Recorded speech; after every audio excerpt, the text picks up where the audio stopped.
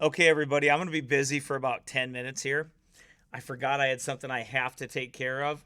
So, I've got a lot for you today. I'm super pumped up. I'm extremely absolutely jacked up through the roof right now. Having an Alex Jones crazy moment right now. Been in there for like 2 days now and I'm like a rocket ready to fly. So, ready to go. So, anyway, that's where I'm at with everything, and I'm ready, man. I'm ready. So you pray for me, uh, and I've just got a little bit of side business I need to take care of here real quickly. So I might put some things on for you, uh, and just for a few minutes, just to get ready, just to get this business taken care of that I have quickly, and then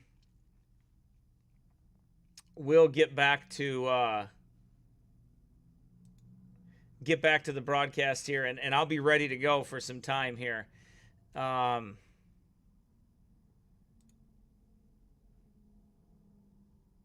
let's see here.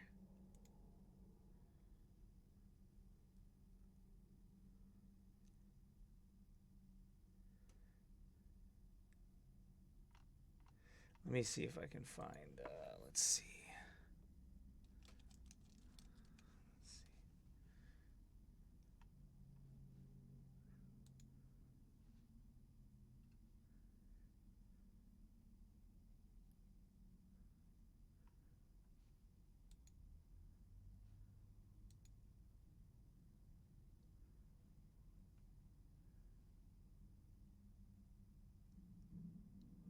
To make what bigger? This needs to be bigger. It's huge.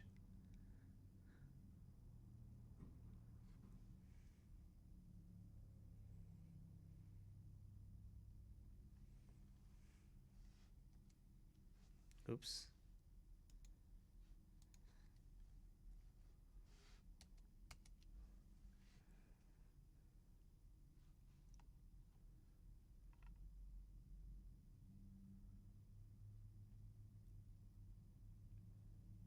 So anyway, I'm gonna play something for you here. Let me see. In a minute here. Let's see here.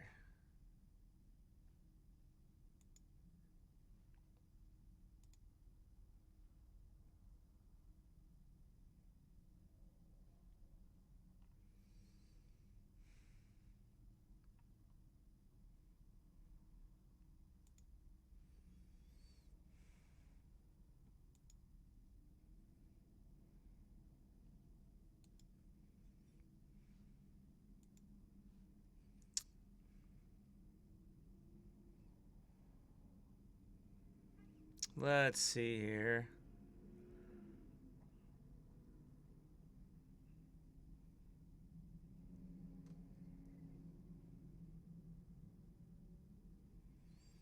Hmm.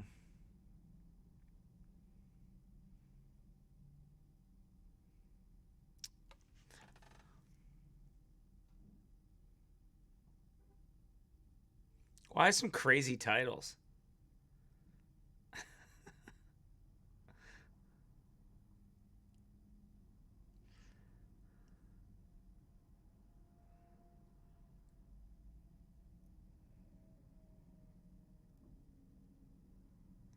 Let's see. I'm trying to think of a good one. Oh, there we go. I just saw one. Where is it?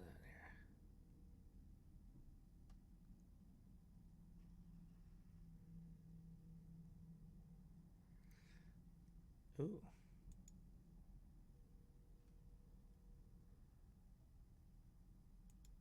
Let's play this for you here.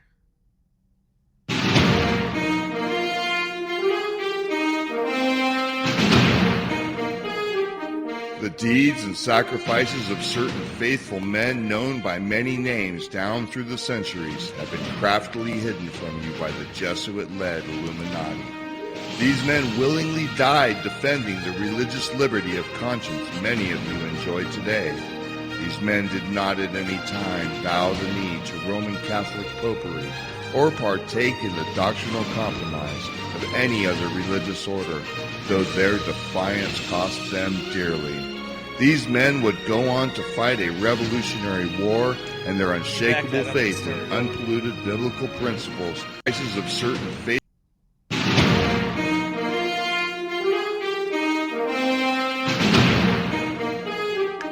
The deeds and sacrifices of certain faithful men known by many names down through the centuries have been craftily hidden from you by the Jesuit-led Illuminati.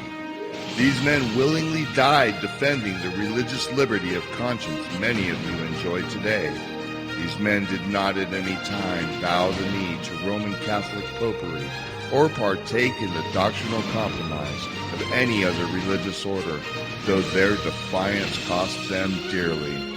These men would go on to fight a revolutionary war, and their unshakable faith in unpolluted biblical principles led to the founding of the greatest experiment ever, the nation that would produce the greatest revival and awakening of biblical truth of all time.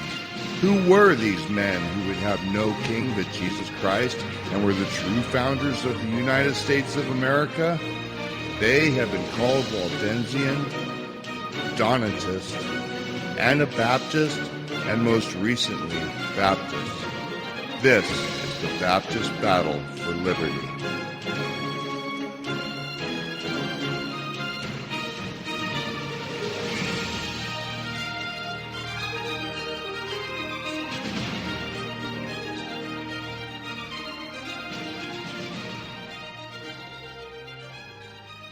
All right, Matthew chapter 16, verse number 18.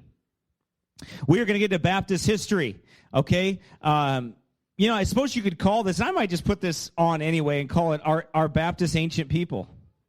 You know? Are they ancient people? Are they the ancient Christians? I guess that's a good title. I might just retitle this and just do that and throw that on there anyway, because I think more people need to hear this history no matter what. So whichever way, they need to hear it. Matthew chapter 16, verse number 18. And I say also unto thee that thou art Peter, and upon this rock I will build my church, and the gates of hell shall not prevail against it. That's the promise of the Lord to his church. Now, if there's a promise there, if there was a promise given that the gates of hell shall not prevail against his church, then there must needs have been a church all through time. There never could have been a time since Christ died and rose again from the dead that there was not a church. Amen. And if that is true, then that church must be found in the Scriptures, and it must hold to those scriptural principles.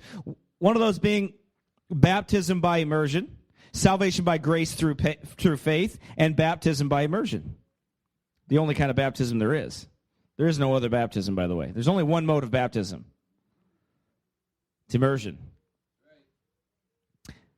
So, first of all, our argument must be scriptural. Christ promised that the gates of hell should not prevail against his church. Ephesians chapter 3, verse number 21. He said this, unto him be glory in the church by Christ Jesus throughout all ages, world without end. Amen. That's the promise of God. He promised there would be a church throughout all ages, world without end. He said it would be there. You and I will either believe the testimony of Jesus Christ concerning his churches, or we will ignore it or try to explain it away.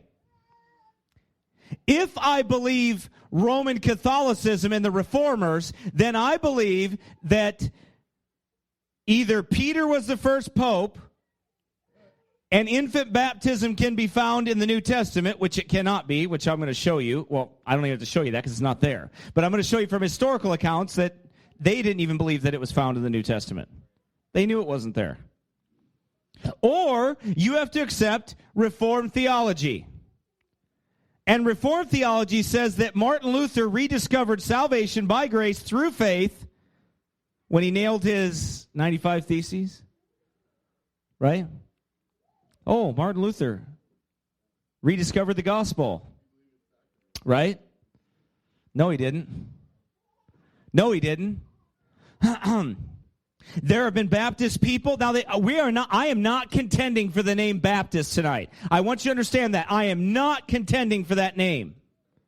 Although I will tell you that we never could shake it. Okay?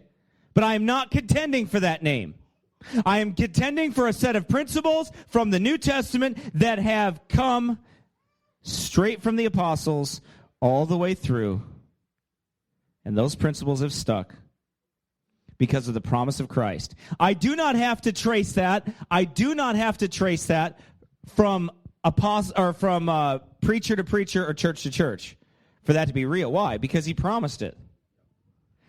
And by the way, where those principles are, there must needs have been a church that held them. Had to be. Right? Jesus promised that there would always be a light in the world, always be a church that was preaching the truth. He says the church is the pillar and the ground of the truth. Consider this quote.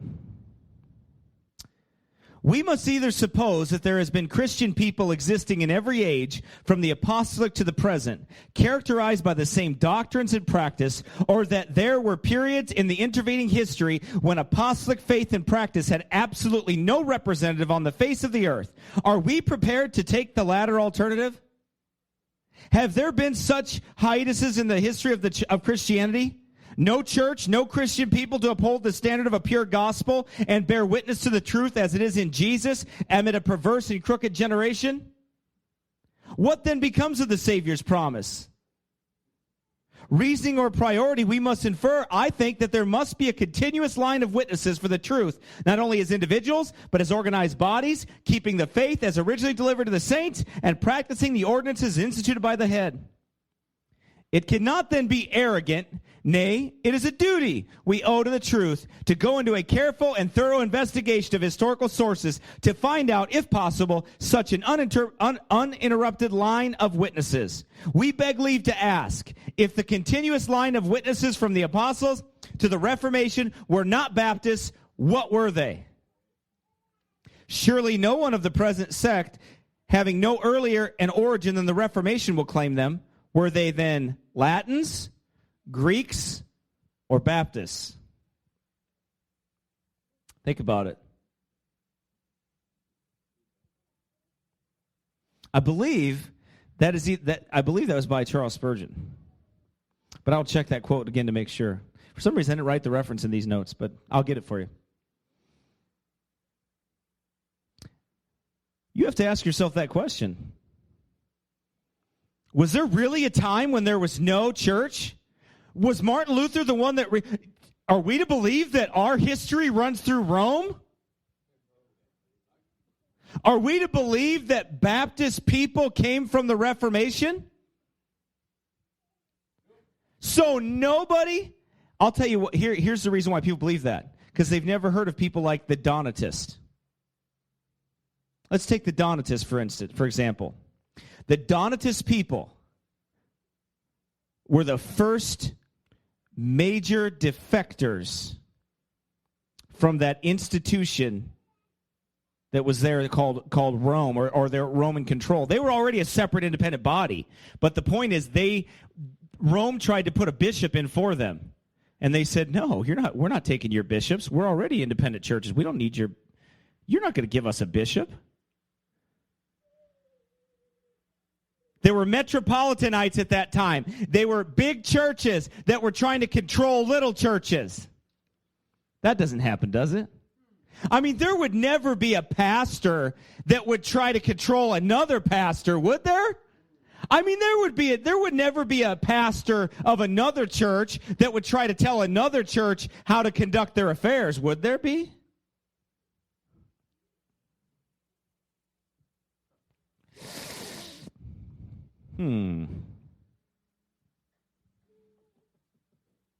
Yeah, there would be, and there always has been. But the Donatists, they rejected it. They rejected the control. They rejected the Roman emperor. They rejected his attempts.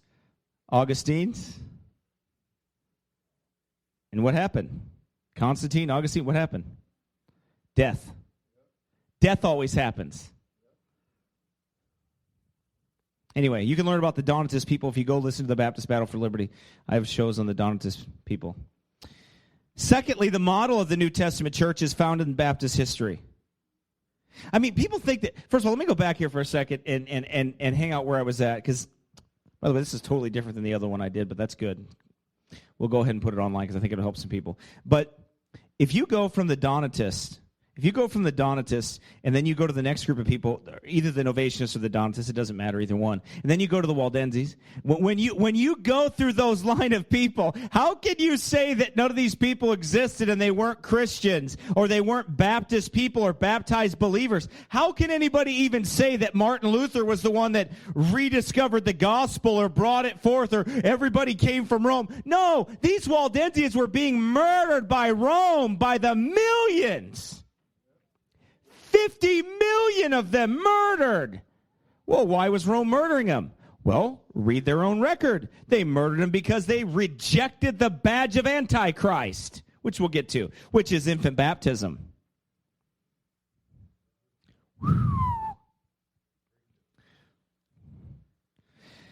Baptists are not Protestant. They are not Protestants. No, we're not. We never were a part of her. Acts chapter 5, verse number 29. Then Peter and the apostles answered and said, we ought to obey God rather than man. That is the theology of the Baptists right there. We ought to obey God rather than man. John Clark, Obadiah Holmes had to say that when they were beaten by Puritans in America. Wait till you see that. Baptist Battle for Liberty. Coming soon. I'm going to call it that too. When the Puritans in Massachusetts beat up a Baptist. It's going to make me a lot of friends. Baptists have always contended that the Bible is their only source for faith and practice, and that it's upon his authority and leading. Baptists have always contended, just like in the New Testament, that we have no earthly founder but Jesus Christ. You cannot find a founder to the Baptist church. There is no earthly founder to the Baptists. John Wesley, the founder of who? The Methodists. John Knox, the founder of who? The Roman Catholics staked their claim to who? Peter. But it really should be Constantine. But the Baptists have always contended that they have no earthly head, but the heavenly one, Christ. And they have always been the hated. They have always been the outcast. They have always been the ones that were murdered. Because Baptists are not Protestant. Baptists are ancient people. Their doctrines and their practice are founded in the New Testament.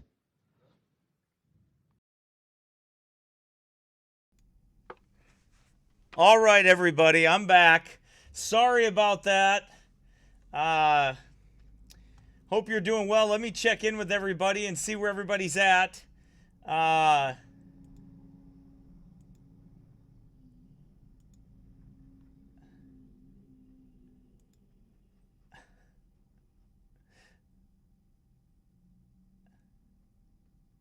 Carl Winters was hidden by Joshua Burnham. Carl Winters was hidden by... Man, what'd Joshua do? Or what'd Carl do?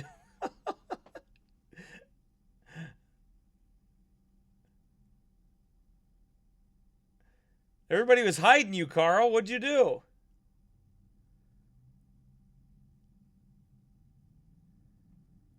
All right. Anyway, can everybody hear me okay? Out here in YouTube land, is everybody alive and well?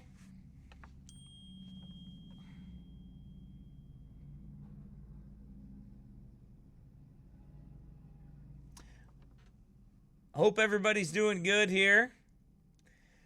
Looks like everybody's on.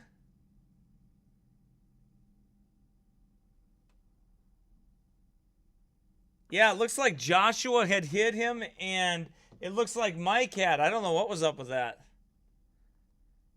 Looks like you guys made somebody mad.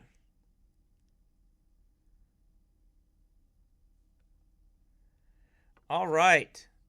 Anyway.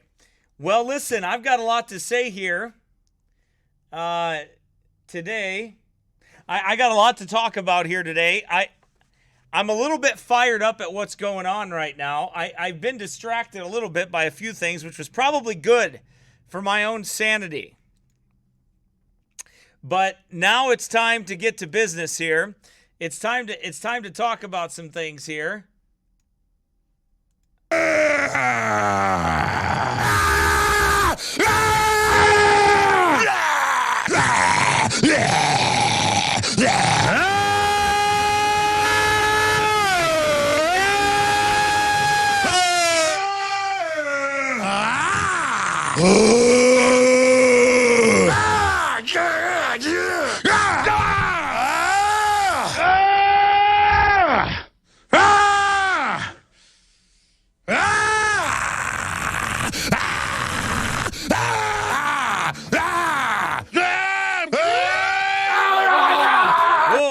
Gonna do that. Sorry.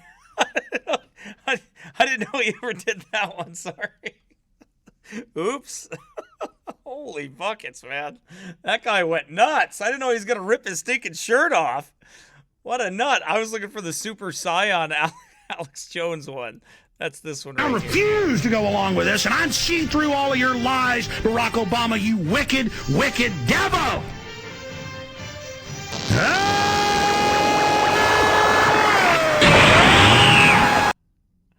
There we go. Okay. Well, that's minus the shirt ripping off. Minus the shirt ripping off. That's how I feel right now. All right. Anyway, sorry about that. I did not know that was going to be in there. I should have watched that first. I thought it was just the Scion one, the Super Scion. I'm going to have to like screen everything, man. But anyway, I understand how he feels about some of these things right now, okay? I get it. And I got a lot to show you here today, and I have a problem with a lot of things that are going on here right now, out here in YouTube land, out in the world today, and I'm here to tell you that it's a bunch of nonsense, and it's time to break the chains here of and start to resist some of these things that are going on right now. Because what's happening now is that yes, Jones does know strong spiritual warfare. No, he doesn't. But what's happening now is churches are being one central authority. And it's not always it's actually it's not the governments, it's the governor.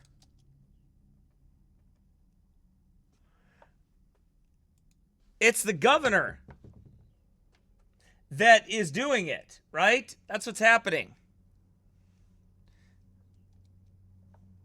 And goodness.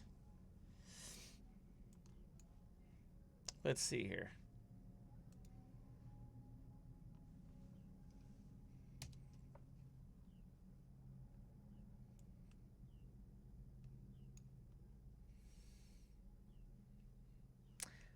I don't know how that does that, why that does that, but for some reason, there's sometimes on my screen, I can't get that to do anything.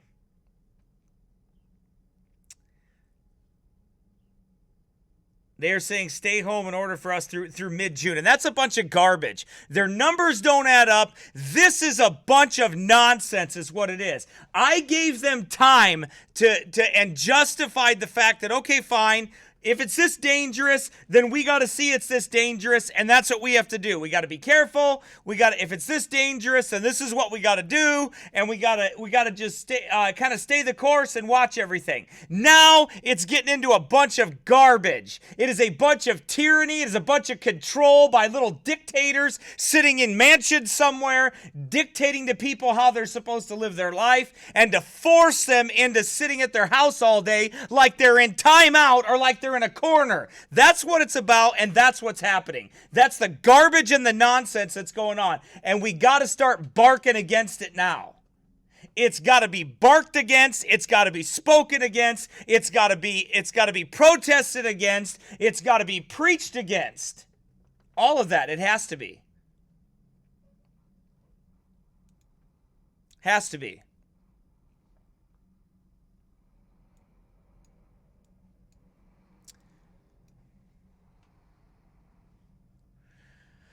Well, I would share this, but for some reason, on Facebook, I can't do it. So for some reason, it won't let me because I can't get to my browser down there. I don't know what in the world happens to this computer. This is why I have a Mac, because I loathe Windows. I hate them. I hate them worse than people hate green eggs and ham. I hate them. Whenever I want it to work, I can't get it to work.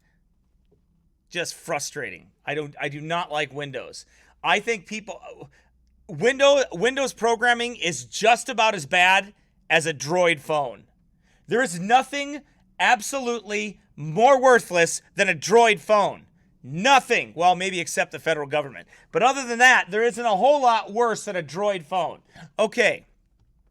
So, I'm going to deal with this now. There might be parts of the country that are absolutely like terrible and the worst things in the world. Okay? Maybe there is. I don't know. And I mean, what's going on right now? Maybe it's really like dangerous stuff. But I'm not finding what I'm looking for here, so I'm gonna have to go here. Let's see. Here it is. This is what I want right away.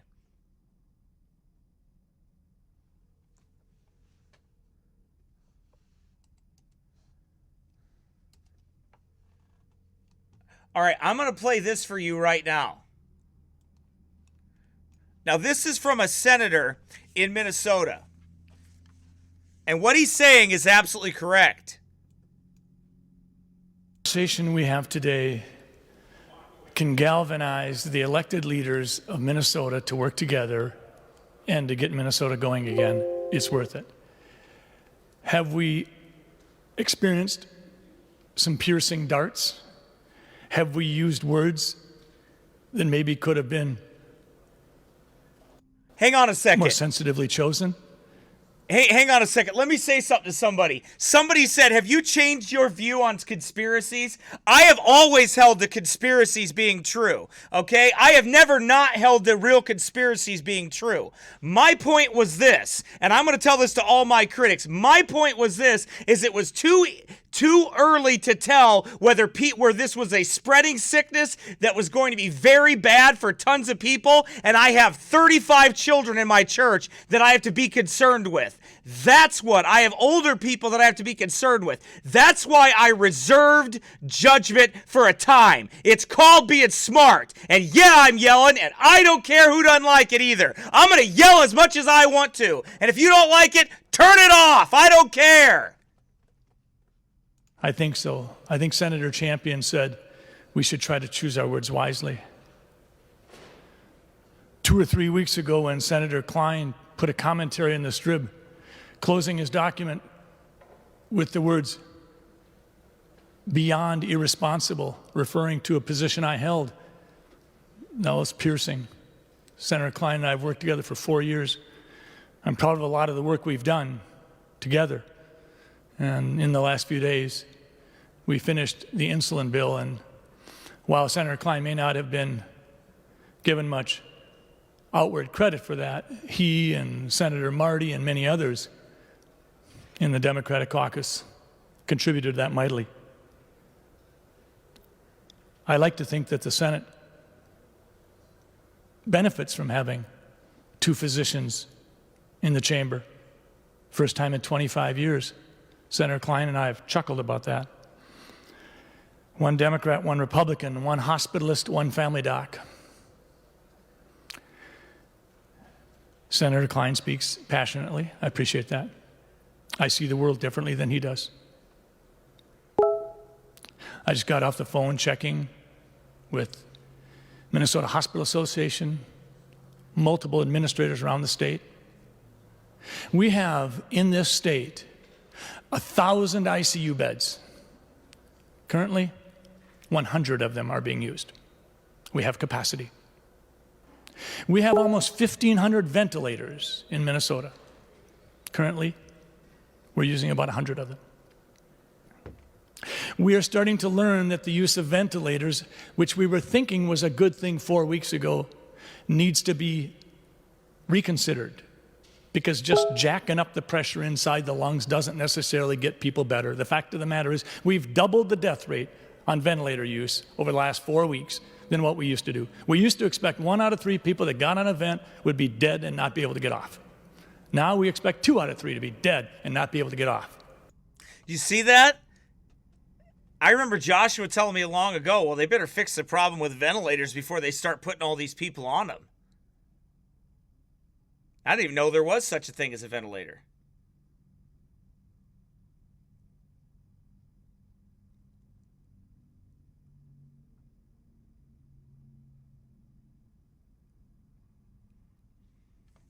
This is the same doctor that challenged the numbers and said they were telling everybody to do this. So if for 1 minute we don't think that at the end of this, and there is going to be an end to this, we're going to have ventilators unpacked sitting on the pallet. We have the capacity to handle right now, this state, what's going to come down the pike. Senator Gazelka said last night on a radio program, TV program, using the governor's numbers, using the Minnesota model, if we stay with what we're doing, a stay at home for everybody, we will peak in July requiring approximately 3,000 beds at our peak and having somewhere around 20,000 deaths, I believe. I could have some of those numbers wrong. But what's important is that if we pivot and we say we are going to continue to protect and have a stay-at-home recommendation for self-quarantining for that vulnerable group of people that are over the age of 70 with multiple comorbidities. No, Mike, the computer's fine. It's me. I don't operate Windows well. I operate things that work well. Not much changes. The number of deaths stays approximately the same.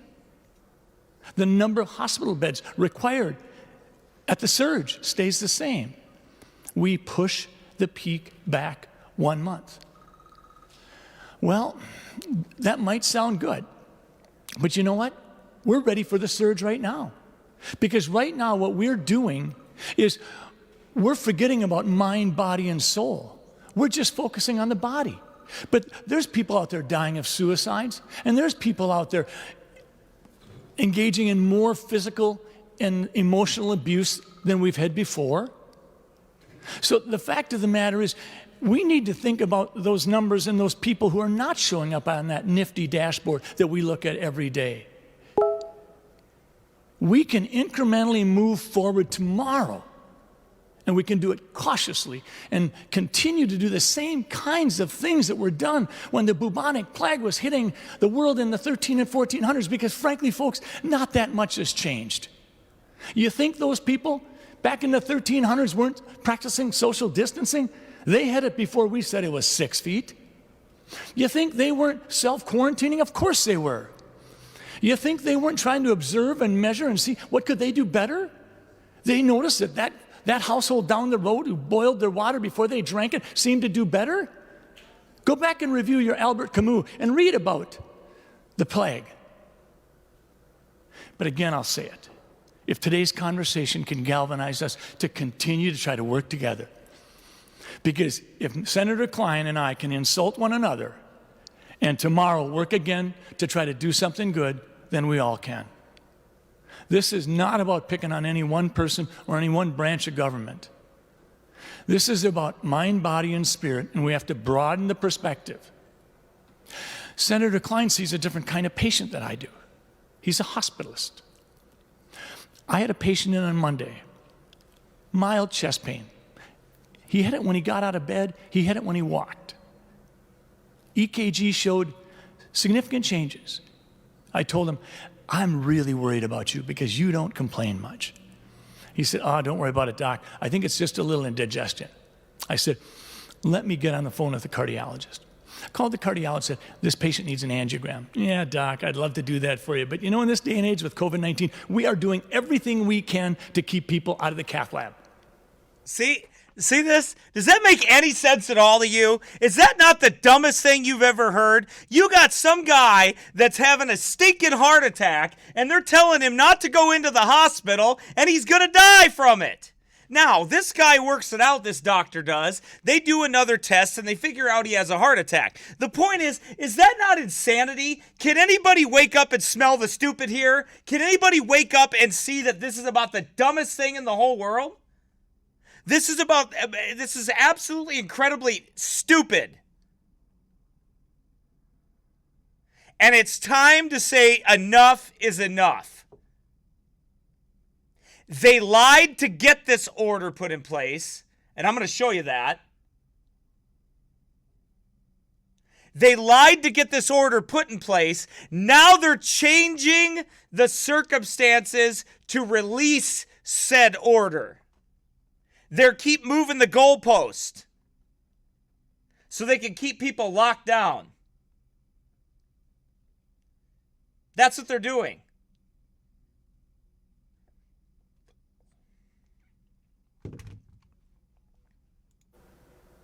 So I said, so you're not going to do an angiogram? No, he said, we'll do a different test. So we did an intermediary test that does put the patient's life at risk. Thankfully, the patient survived the test. Unfortunately for the patient, he has more than 95% blockage in 3 different vessels. So he's going to have his chest cracked open. And thankfully, he's alive to have the procedure done. But the fact of the matter is, this COVID thing has cast a spell. I have women waiting to have their breast lump cut out because someone's considering it elective. See that? Did you hear that? Did you hear that? Listen, he's got women in his practice that are waiting to have lumps removed from their breasts.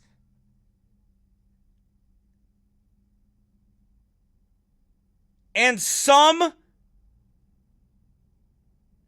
person, wherever they are, has determined that, well, that's not essential.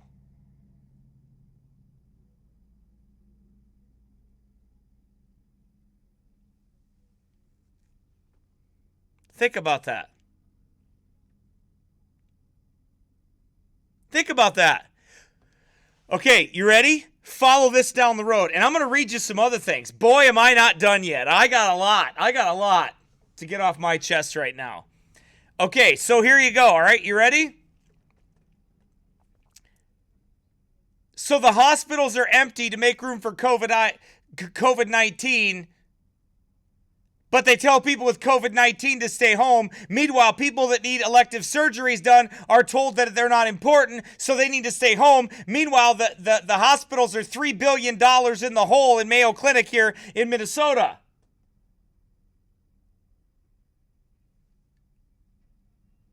And we tell people with COVID to stay home.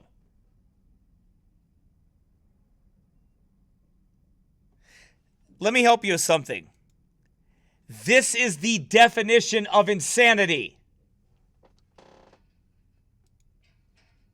Now, I know that's not Governor Walz that's considering an elective, but it bleeds out onto the way we do things. We are not doing the things we normally do. Nobody wants to cross the line. We all want to do the right thing. So please, let's do what the doctor does. Let's get a second opinion. Let's make sure that when we hear what we hear, we try to get outside that echo chamber. I don't know if it happens to Dr. Klein, but it happens to me. There are times where I just miss something important. And if I can get another set of eyes, another set of hands, and check that belly out differently, they get the diagnosis right and I had it wrong. And for context's sake, I just want to say one thing.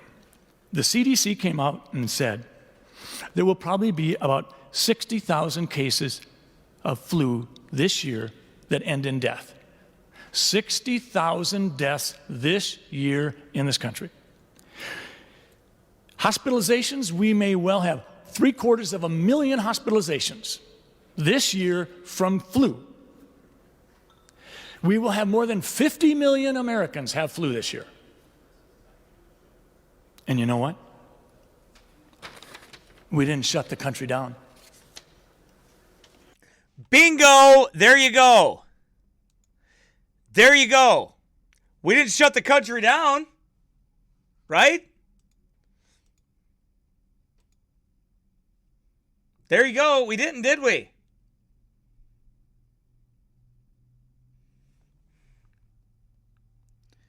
Look, I have church members that are burying people that they love, and they're allowed to only have 10 people at the funeral. You can only have a certain number of people do that. This is a bunch of nonsense.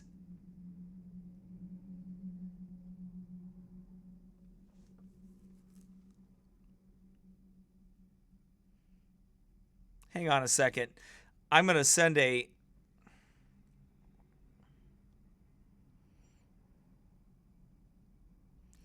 Let me send this. I want to read this to you.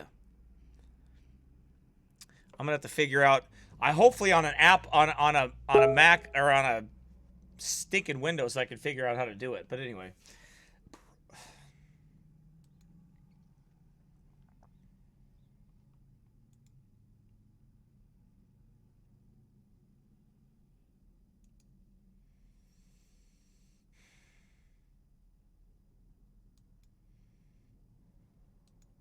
idea how to do this on here.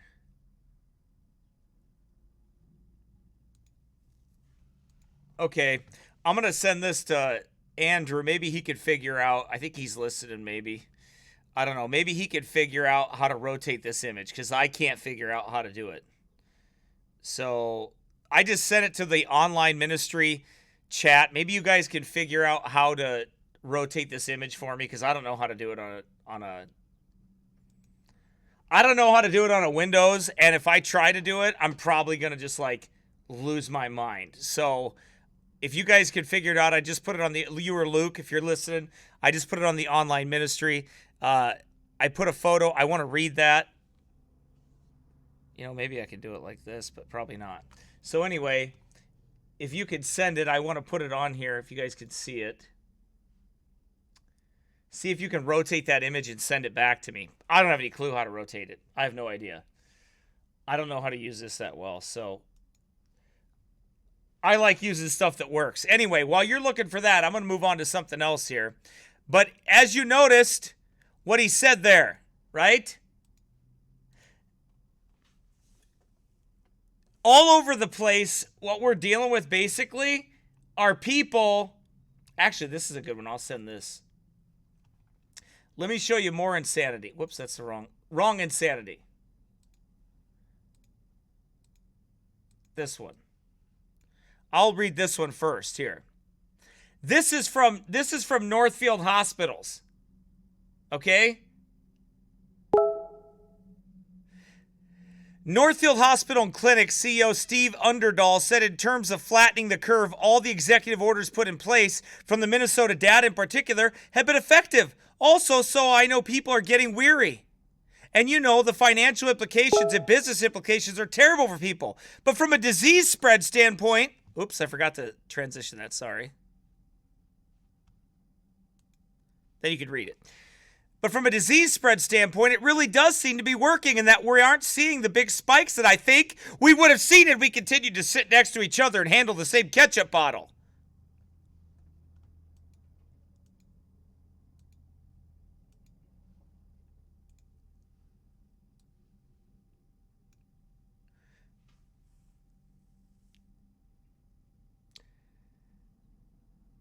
They did such a good job of asking people not to run to the clinic that I think now we have some sort of terrified people at the idea of coming to a medical campus, period. The downside is that there are people suffering from acute or potential acute issues, and they are staying away, he added. Yeah, now you guys are going to starve.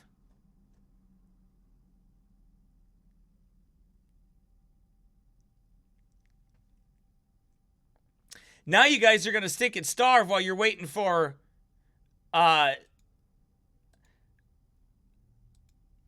while you're waiting for these people to take care of you.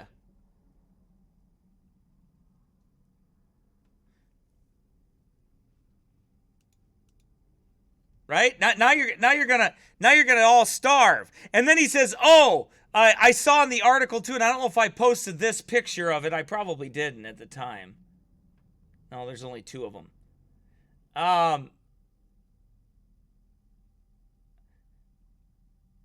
Dr. Fauci said that if these tactics work, it will appear like an overreaction," Underdahl commented. "It's working, and we have to be really careful that we don't undo it soon. So stay in your little holes all the time now, people, and don't ever come out of it, and don't ever go pick up the same ketchup bottle that somebody else does, and don't ever go live life anymore, and just stay in your little bubble, and stay all locked up by yourself there, locked up in Lululand there, and just stay there for the rest of your life, because you'll be safe there. In your little safe place, you'll be okay. If you just go to your little safe place and stay there and be good little slaves and do what you're told," right? So really, we can't win either way, right? So what you're telling us is that your numbers were bunk the whole time. Your numbers were stinking garbage the whole time. When your numbers didn't manifest like they were supposed to, like we were supposed to have 200,000 people die last week, when that didn't happen, oh, well, that's because we did the mitigation. No, you said with the mitigation that was going to happen. That's what you said, and it didn't happen. And while we thank God that it didn't happen, you just threw a number up in the air and said that was going to happen, and now you expect me to be thankful because it didn't happen. Right?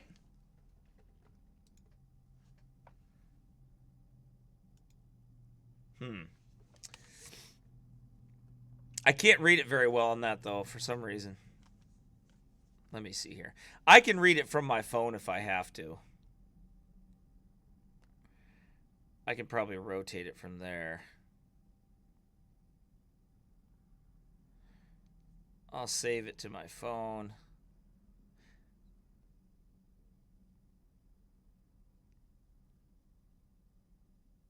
Edit it, because I do want to read it to you.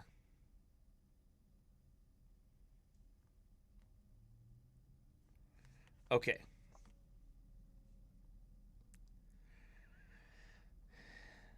This is from Steve Drazowski. He's a representative in the Minnesota House.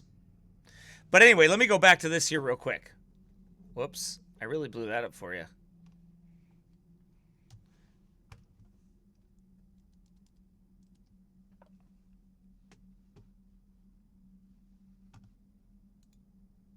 So basically, what they're saying is, well, see, we saved your life from the imaginary thing that we made up, from your invisible enemy.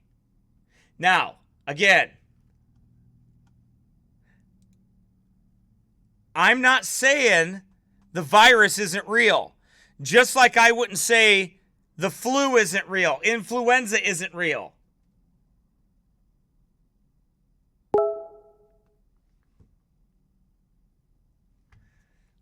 Right?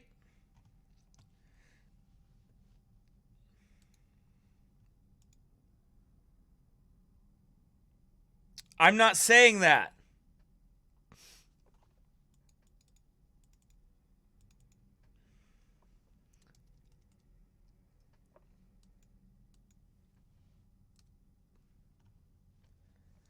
But what I am saying is that we didn't shut the country down for it. For our invisible enemy. So you created an invisible enemy.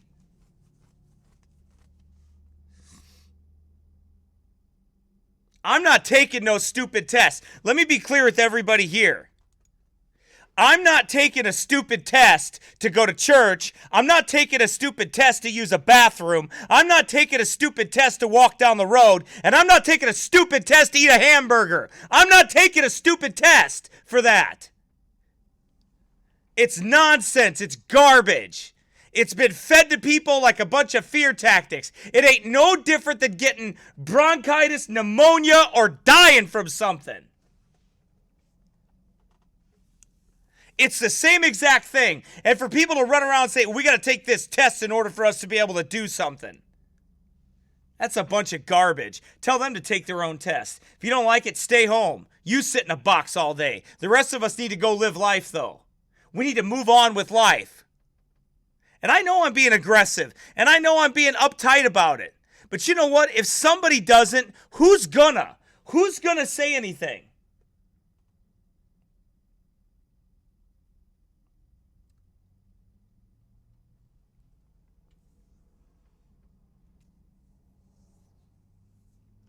Right? If we don't say something, who's gonna?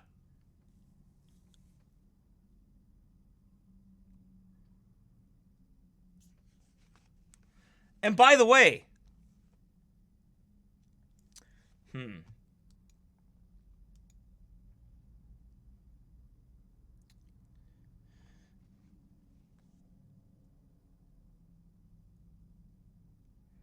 I'm going to read you something here. I don't know what this is from or where it is from. I don't remember. They said it's time to end Governor Walz's peacetime emergency rule. Let me see if I can find it online, maybe.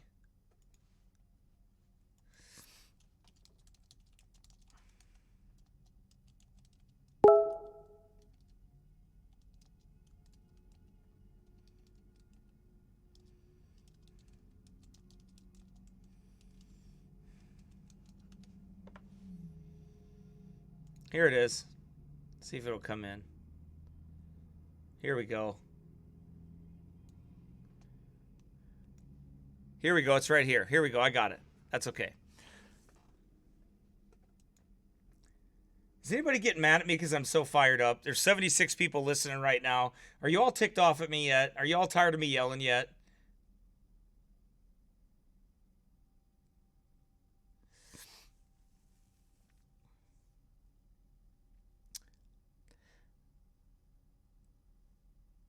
Okay, remember,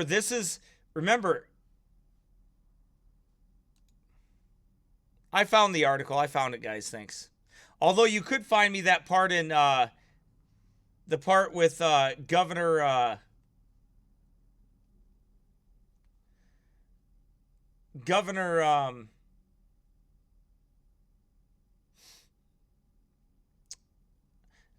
our governor, what he said about the protesting. If you could find that, Andrew, in that article you sent me the other day, find that for me and send it to me. You or Luke. It's time for the government. Let me transition here. It's time for the government Waltz peacetime emergency rule. This is from Steve Drazowski. Minnesota Governor Tim Waltz. This week, 4 colleagues and I introduced a Minnesota Home Concurrent Resolution to end the governor's peacetime emergency. Had the House passed it, it would have gone to the Senate for their concurrence. This would have allowed the House and Senate to develop plans for Minnesota going forward.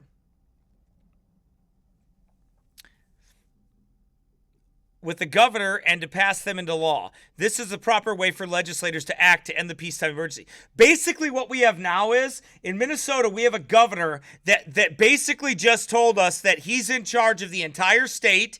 No one has the right to do anything, but Congress needs to pass the state Congress needs to pass everything that he needs for money, but he's allowed to make all the rules. It doesn't work that way. That's not how government is supposed to work.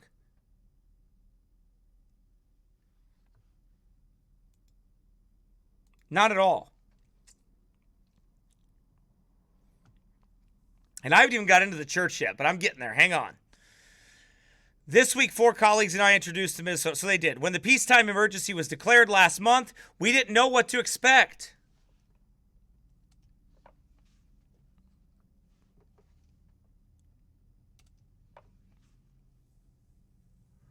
The governor said we would lose 74,000 lives among Minnesotans if we didn't shut down the economy. He told us that if we did shut it down, we would still lose some 50,000 Minnesota lives, but the curve would be flattened, avoiding the overrunning of our hospital ICU beds.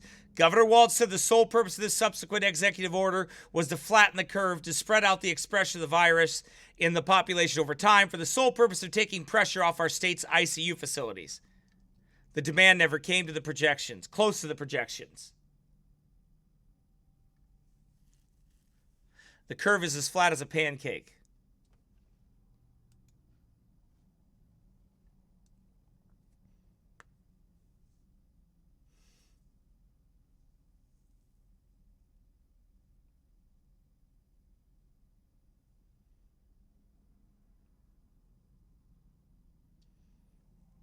Thankful neither of those two horrible pictures that the governor painted to convince Minnesotans to shut down the state happened.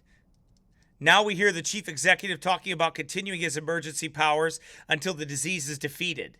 A completely different objective that he initially communicated to be the reason for the shutdown.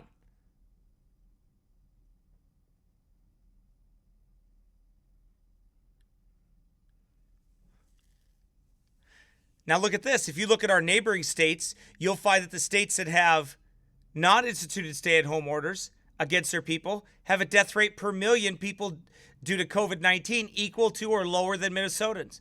North Dakota, South Dakota, and Iowa. States very much like ours that directly border Minnesota. They have decided to protect their people and their economy. We can do the same. While helping people keep themselves safe and live healthy lives is something we have been and should be focusing on, it's not the only thing. We also need to protect our economy. In our efforts to save lives, we are killing livelihoods.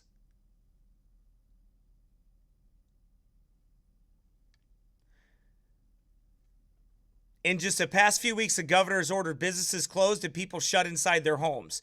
Our economy has been smoked. The state budget projection of a $1.5 billion surplus is likely now a gaping deficit. Some 14% of Minnesotans have filed for unemployment in 3 weeks. In my district, farmers' milk prices have been slashed and hog and beef prices are in the tank.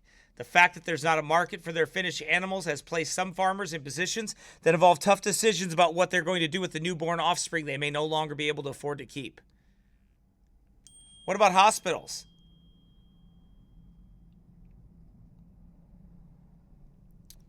The executive orders have divided. What about hospitals? We've cleared them out. Many of them are nearly shut down. Tens of thousands of doctors, nurses, and dentists unemployed. How are we going to fight this virus, or the next virus for that matter, if our hospitals are all broken?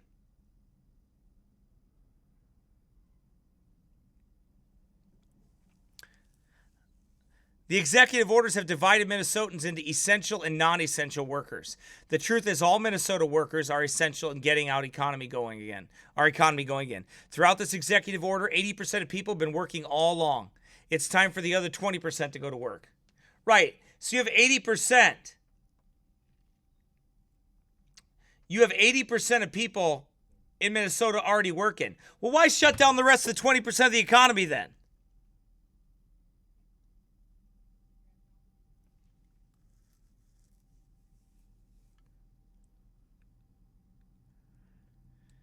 Look at this. These orders do not make sense.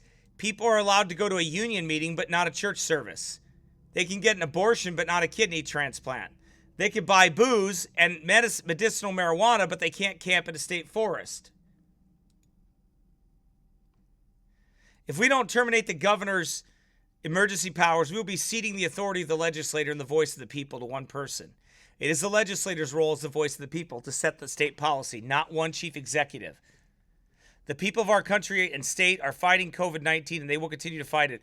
Over the past 2 months, Minnesotans have learned what they need to protect themselves and their neighbors from the virus. Our doctors, the media, and other governments have all gone together to help people understand what we need to do. Stay home if you're not feeling well. Wash your hands often. Don't gather in groups. Clean hard surfaces and keep distances of 6 feet. Right? I get it. Do I think I need to do that? No. I don't. Do I think I could get something? Yes, I do.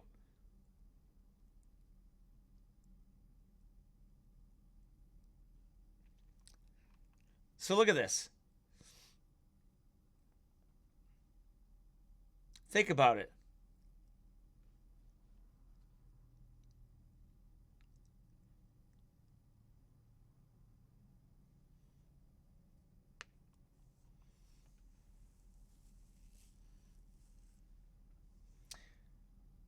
Here's the thing.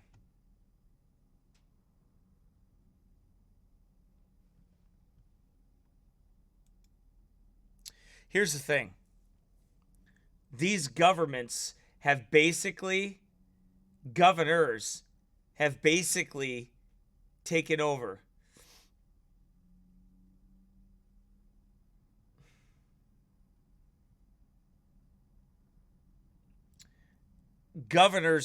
One-man dictatorships have taken over.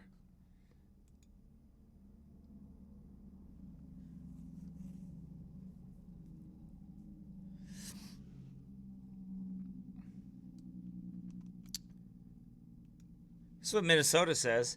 I urge all Minnesotans to voluntarily comply with this executive order pursuant to Minnesota statute. Whoop, let me transition. There you go.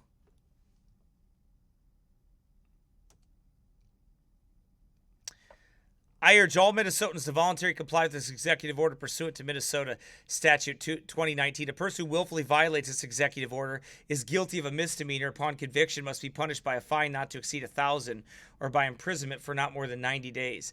Nothing in this executive order is intended to encourage or allow law enforcement to transgress individual constitutional rights.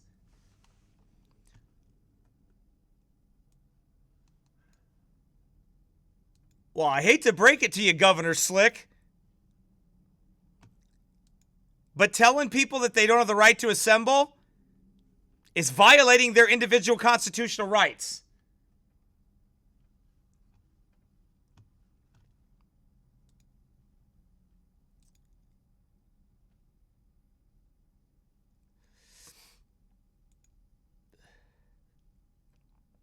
Look at this guy in Minnesota. I have currently lost 2 retail stores that will not reopen due to the shutdown. I will probably lose my sandwich shop as well.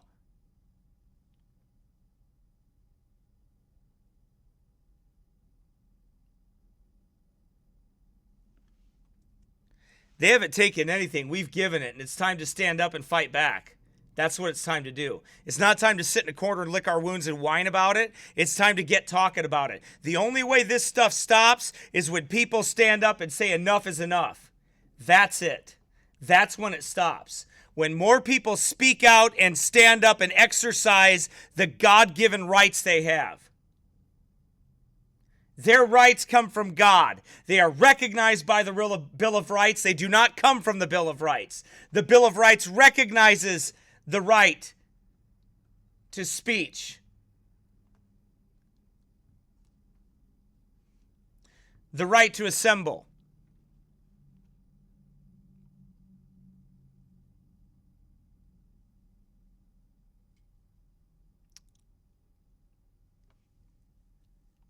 Let's scroll down my Facebook page.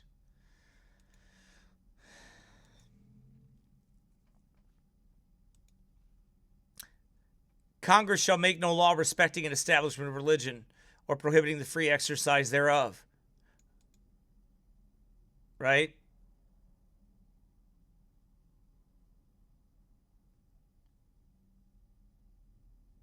Congress shall make no law respecting an establishment of religion or prohibiting the free exercise thereof or abridging the freedom of speech.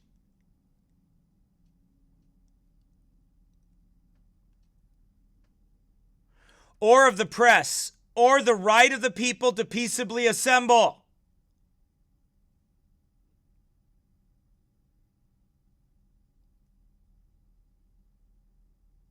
The right to peaceably assemble.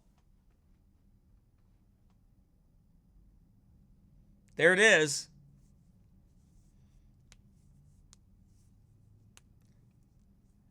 You know why it says the governor shall make no law? Because governors don't make laws.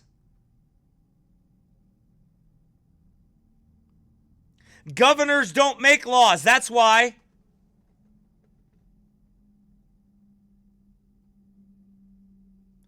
That's why it's called an executive order and not an executive law. Because there is no executive law. Because it's not law. He made his own order. And the government doesn't have the authority to do this. I get who's doing it.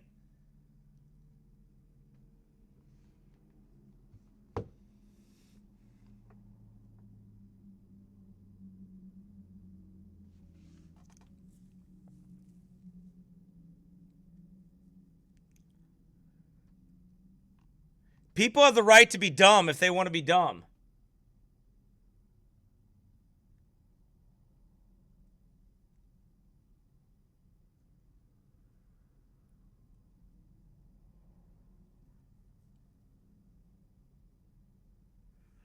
Governors don't make laws, right?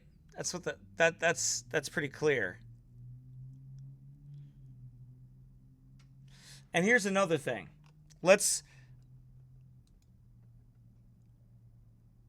This should come out real well. Let me hang on a second. Hang on.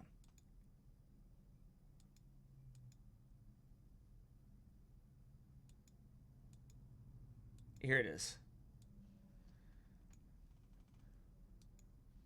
See, Kentucky governor orders Baptist church members to self-quarantine. Failure to comply.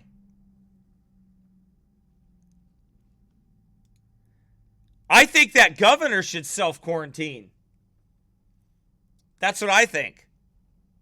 Failure to comply to my orders means that I'm going to punish you again. Guess what? Guess what?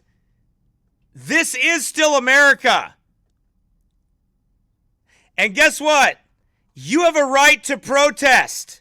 You have a right to petition the government. Especially when there is no law against it.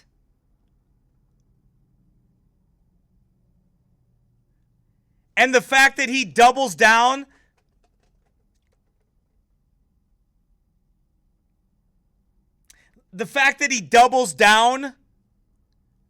just like that crazy psychotic nut job in Michigan, that wicked Jezebel that rules Michigan.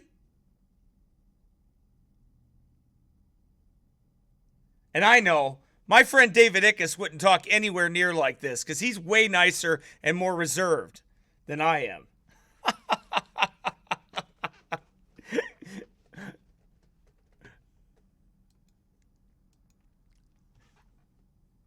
But listen to what this governor just did.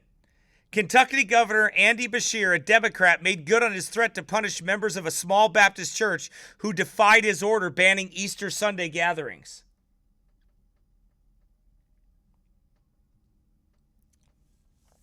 Maryville Baptist Church members received a letter today requiring self-quarantine as a result of parking their cars in the church parking lot on Easter.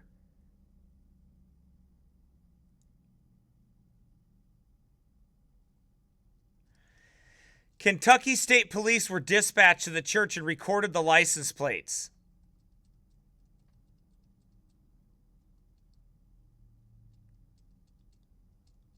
You are receiving this letter because your vehicle was documented to have been parked where a mass gathering was held on Sunday.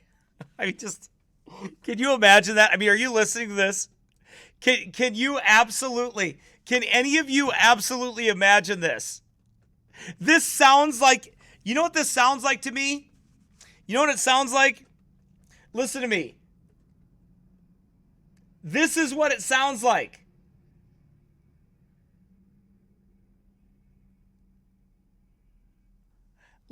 This is what it sounds. Look, okay, Simon Ginks, whatever your name is, let's all get pneumonia and die in agony. That will teach these fascists a lesson.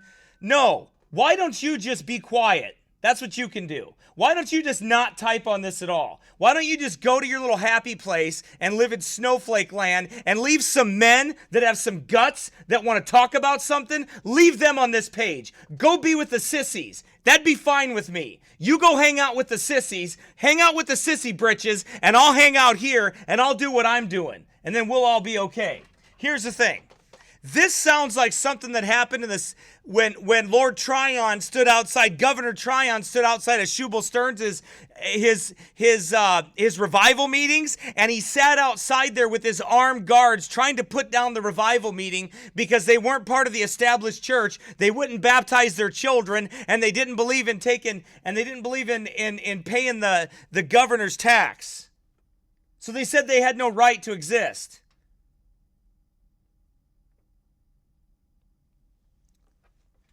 So for this guy to tell Baptists this is not new. Baptists have went through this for years. And you know what? I'm going to tell you something right now. I don't care if they were all sitting in one room together, right next to each other, observing the Lord's Supper, observing baptism, preaching the Word of God, dining together, eating together, praying together. Doesn't matter. Doesn't matter. Does not matter. They have the right to do that.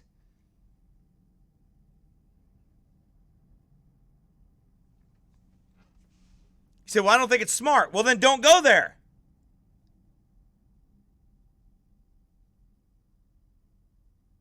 Don't go there. Look, we all as men have to take responsibilities for our own selves.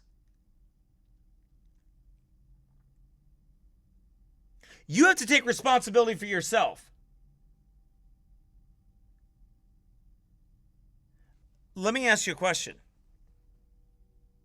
Do I have any guarantee? I'm going to show you what I wrote on my Facebook page. Let me get it.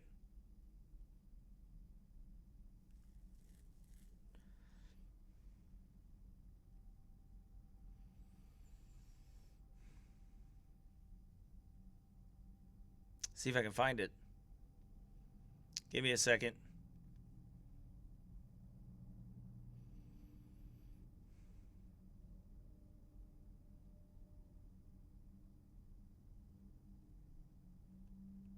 Okay, here it is right here.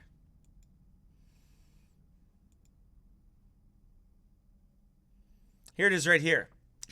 There is nothing stopping members of your church from catching COVID-19 after May 4th when our benevolent and beloved leaders tell us it's safe to come out of our little happy places. Sorry.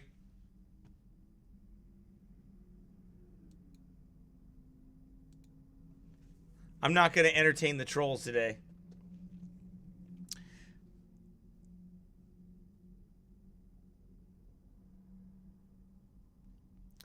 There's nothing stopping members of your church from catching COVID-19 after May 4th when our leaders say it's safe to come out.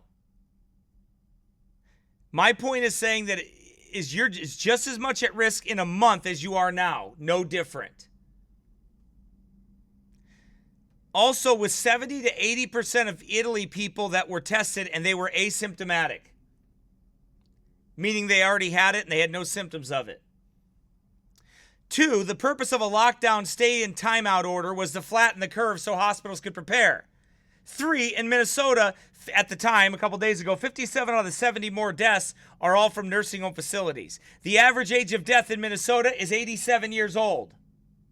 The hospitals are not full. They are dead empty, going bankrupt, cutting their budgets by $3 billion in the hole.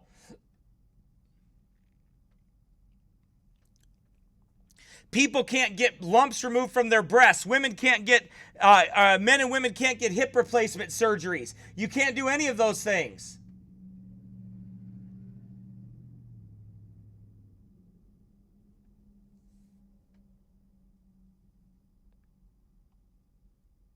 .5% have pre-existing or underlying conditions in Minnesota.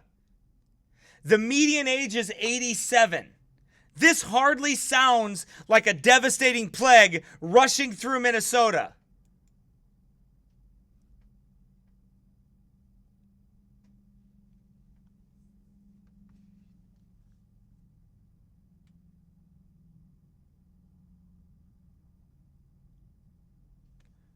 Does it?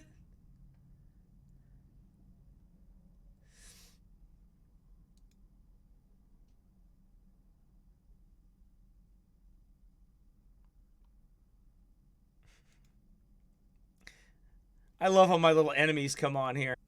Listen. It's clearly easy to see.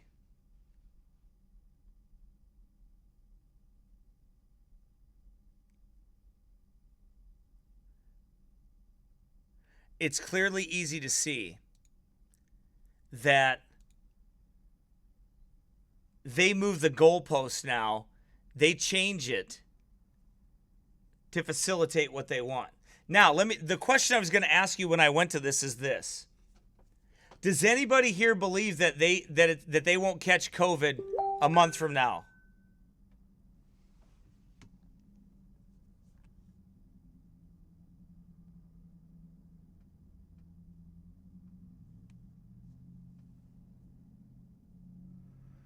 Right? Does anybody think that?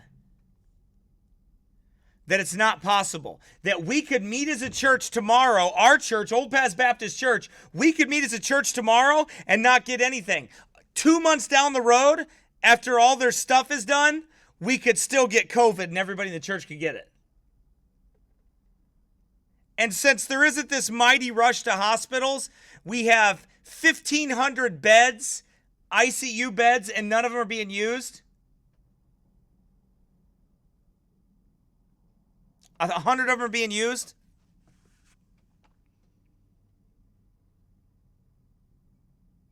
So here's the thing.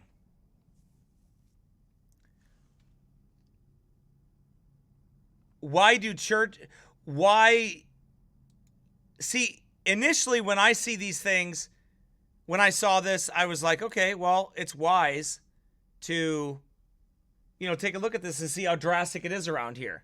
It isn't. It isn't.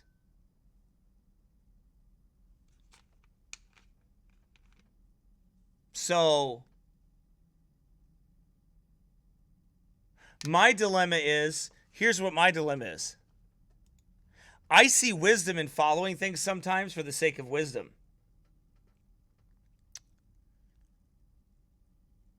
But when I come to a point to where I have to make a decision as a pastor, I have to make a decision. Here's the decision that I have to make.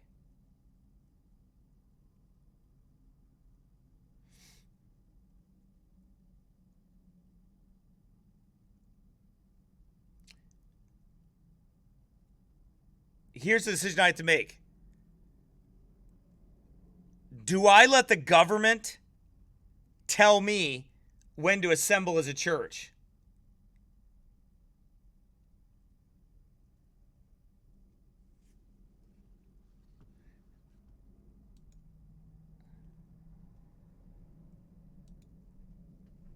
Do I let the governor dictate who holds the candlestick? Who walks in the midst of the candlestick? Who has the authority and the power to remove the candlestick? Who's in charge of the candlestick? It's Jesus Christ, not the government that's in charge of the candlestick.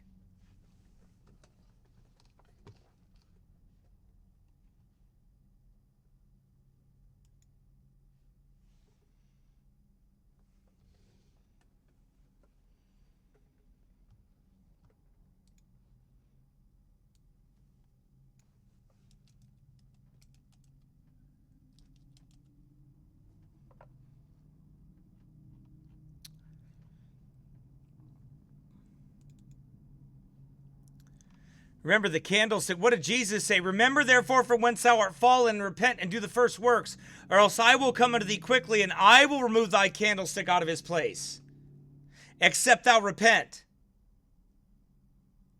It's Jesus that has the control of the candlestick.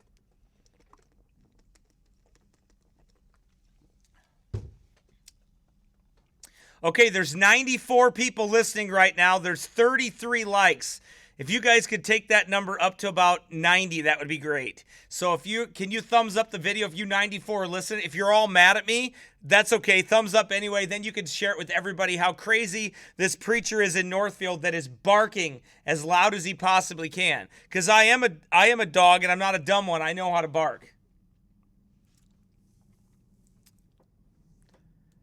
It's Jesus that walks in the midst of the golden candlesticks.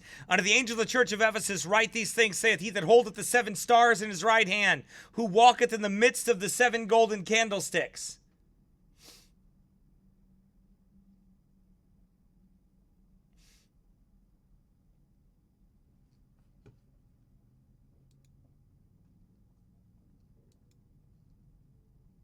I love it when trolls come on here and get mad at me. He said I should do something with my beard.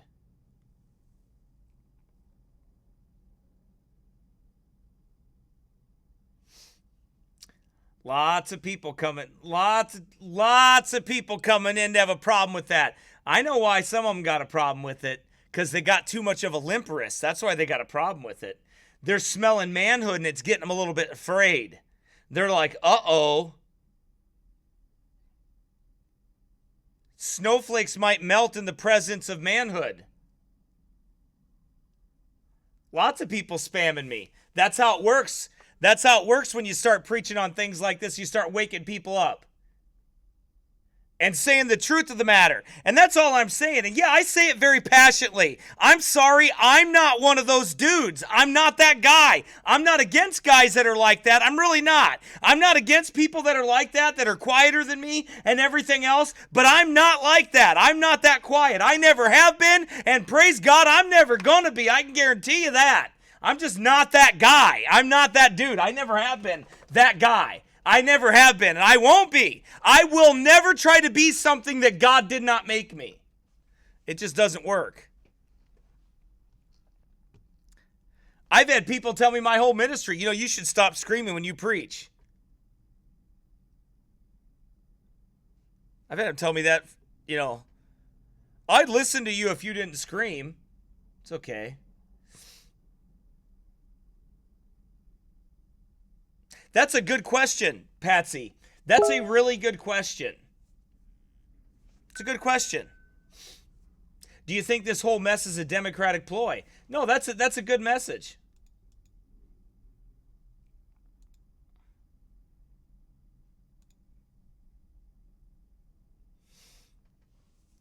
That is a good mess. A good question. Because here's the thing. Do I think it's possible? I think our governors, the liberal governors that are out there, especially right now, that are really laying it on thick, they're doing it. Because see, even in a New World Order structure, there's fighting amidst the factions. There's always a warring in the factions. And these people that made this pact, most of them, they don't mind if America falls.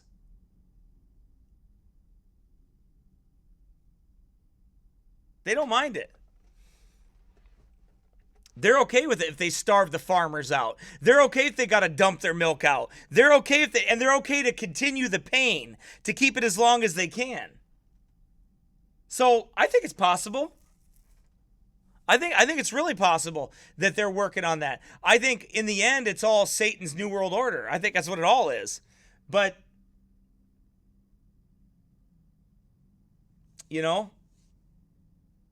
I can't disagree with that, because a lot of these governors are like that, So they do want the republic to fall completely. They absolutely do. And you see it by the way they act. So there's a certain element to that is truth. Is this getting heated? Somebody said, what started this? Danielle, have you been paying attention for the last 2 months? The fact that they threw us all in our closets, locked the door, and said, stay in there. 3 hots in a cot. You can come out and get some exercise, but then get back inside. I'm just a little. I'm tired of it, and I'm tired of liberal dictators telling me that I can't have church, because we're all gonna die.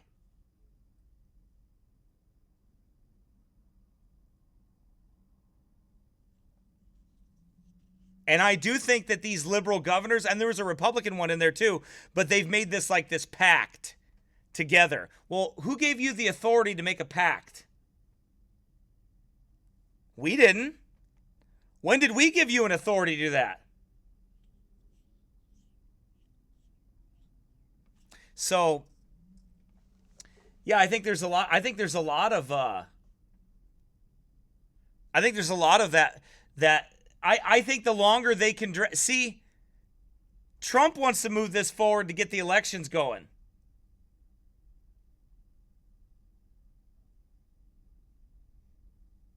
He wants to move it forward because he knows the elections are coming.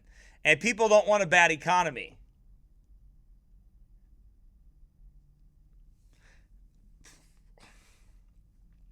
But I'll tell you something. I think there's a good possibility that he figures out he got duped.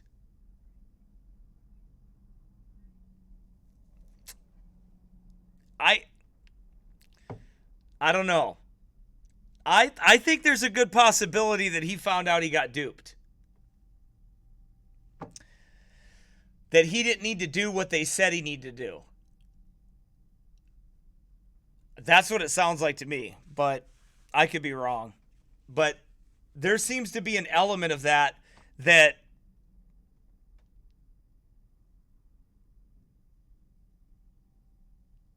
there's a little bit of lies being told.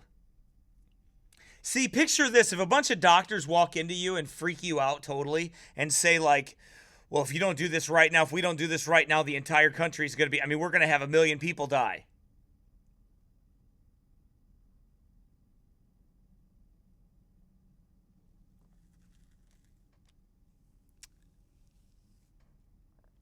So it is interesting. I didn't vote for Donald Trump. I didn't vote for any of them, but I have friends that did. I mean, and that's their business. I'm not here to down on them.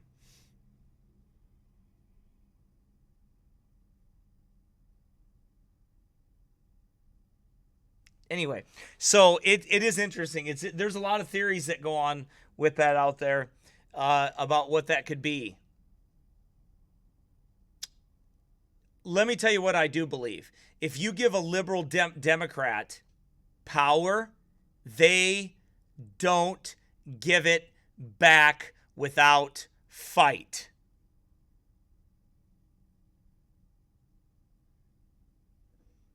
And these liberal Democrats have it in their hands. This governor has it in his hand.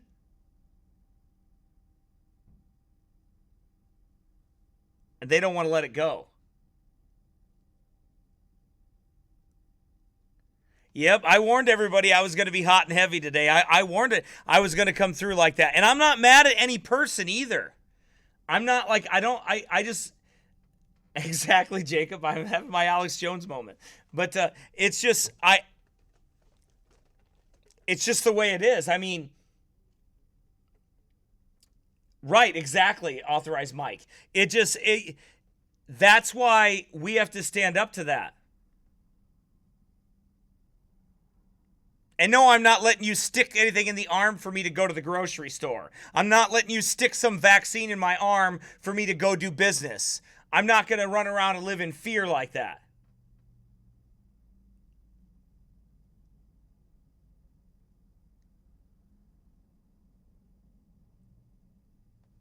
Well, that's the same thing that I told that senator said. That senator right here that I showed you earlier.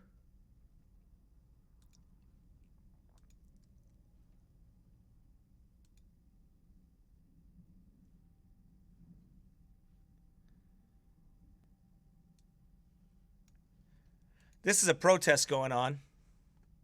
We know how important it is to have a safe, reliable vehicle right. Get past this commercial here. Hang on. But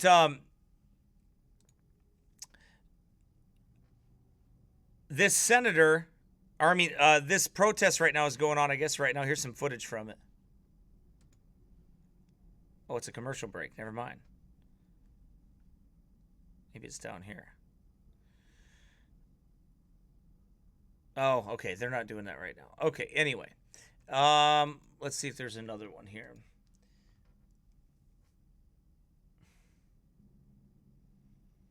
Yep, that's right, Patsy. They are standing outside of there. I was going to be with them today, but I decided not to. I just decided not to. And the reason I decided not to was because my fight is a different fight. It's still the same vein, but I'm standing up for the church and what I need to do for the church and what I need to do what is right for the church. Now, that doesn't mean that everybody in my church is going to agree with me because they don't have to. That's the beauty of having individual soul liberty and having freedom of conscience. Not everybody has to do what I believe is correct with those things. So,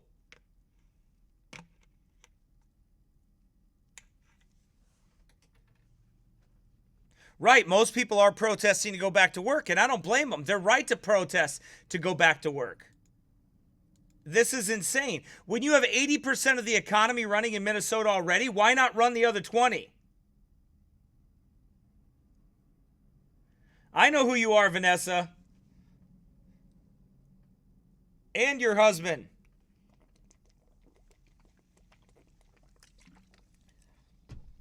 You've been around for a while. All right.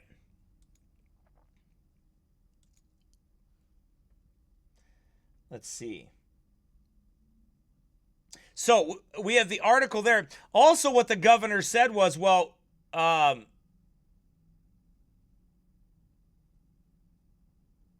that's right. It is wrong to close churches and everything else. And when you have, at Cub Foods, you have like 368 people there.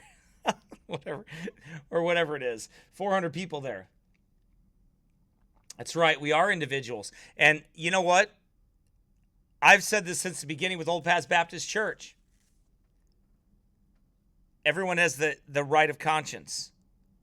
They have the right to decide whether it's better for their family that they stayed home and viewed, or is better for their family if they came. That's everybody's individual choice. That's their decision to make.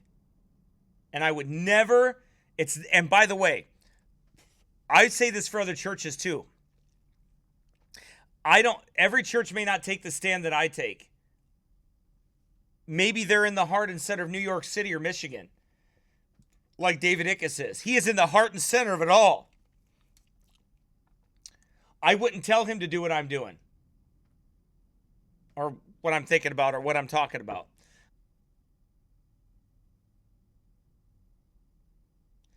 Like some people are essential workers and others aren't. I'm going to preach a message here coming up real soon.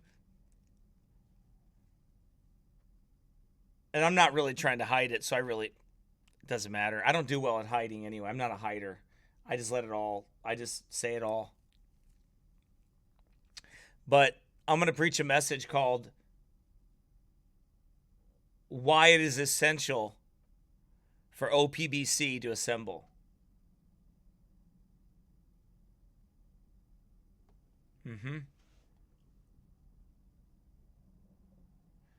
Hi, Myrna. Hope you're doing well on there. Let's see. Hi, Dakota. Hope you're doing well. Melissa Foster. I'll just say hi to everybody for a second here that's on there. Patsy, good to have you on here. Hope you're doing well. Jacob Terry, Carl Winters, Aaron's on there. The Authorized Mike on there.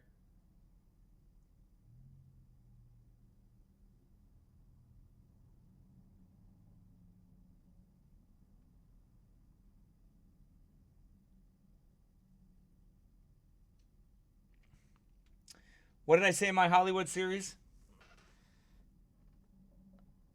I'm not sure what you're talking about there. Somebody said something about that. Let me see. I was looking for something. Okay. Hang on. I want to find something for you.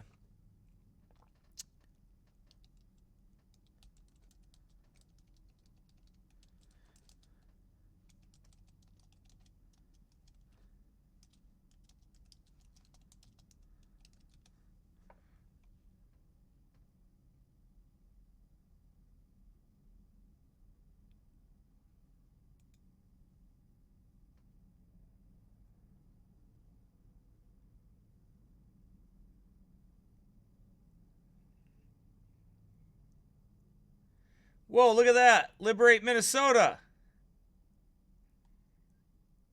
A group that calls itself, this is from Trump. Interesting. I'm posting, hi, I'm from Michigan. It's sad to see the churches closed, but at least they do online services. Michael Hill. Yeah, it is, Michael, but I understand why some of them, they're in a rough place. Some of them are. So, good afternoon, Brandon Swanson. A group that calls itself Liberate Minnesota is expected to hold a protest Friday afternoon outside Democratic Governor Tim Walz's residence. Well, technically speaking, it's our mansion that we let the governor stay in.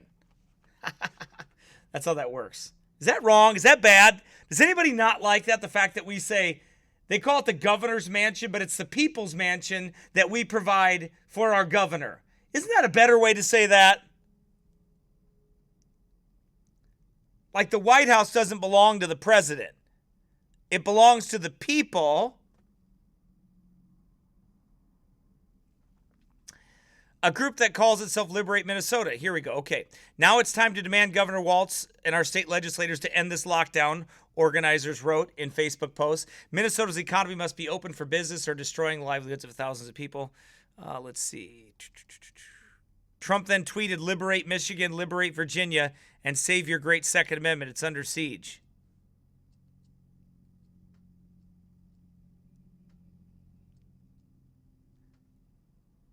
Let's see.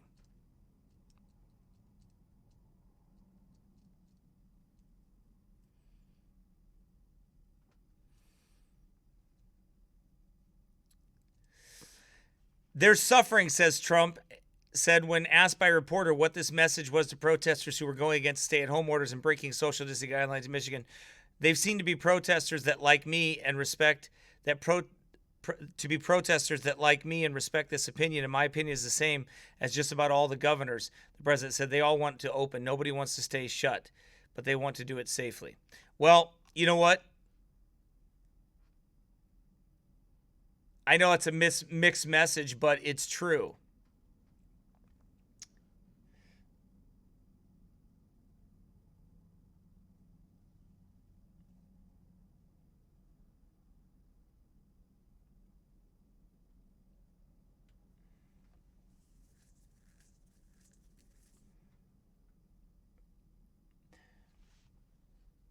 Right. So anyway, here's where was I? I was looking for something. That's not what I was looking for. Let me find what I was looking for. Because I do want to find something here for you.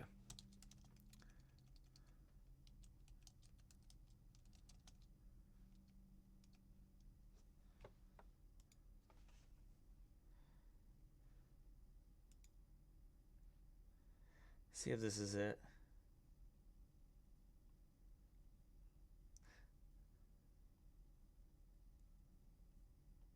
Let's see. I was looking for...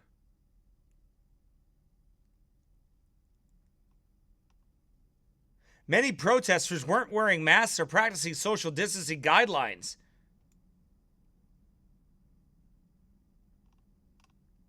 Yeah, and you know what? Guess what? They actually have the right to do that. They actually do. You might say, but that's dumb. They shouldn't do that. Well, it might be dumb, but they have the right to be dumb. So here's the governor's response, which I think is interesting, right?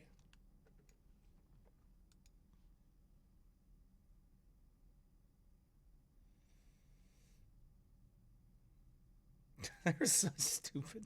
People in the trolls, man, are just ridiculous, aren't they? Listen to what the governor's response was to the demonstration. The governor's office released a statement. The governor has said that we can't lose our democracy during this pandemic.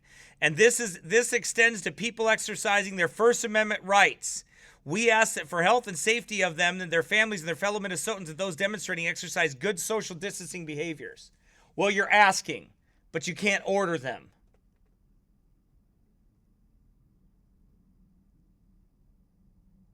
Right? Let me show you what I use. I like a lot.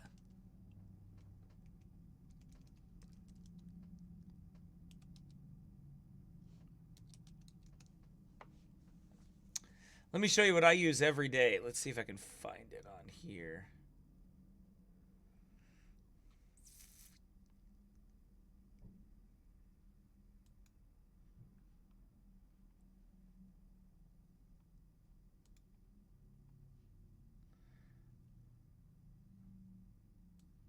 Some of you guys asked about hand cleaner stuff. This stuff is awesome right here, by the way. This is from Dr. Schultz and Dr. Schultz's, and this is good stuff. I use it. My wife uses it. I bought them. It's all oil. It's oils, and I'll show you. And no, I don't get paid to do any of this. And no, I don't have some Amazon account. And no, I don't make any money off anything I recommend.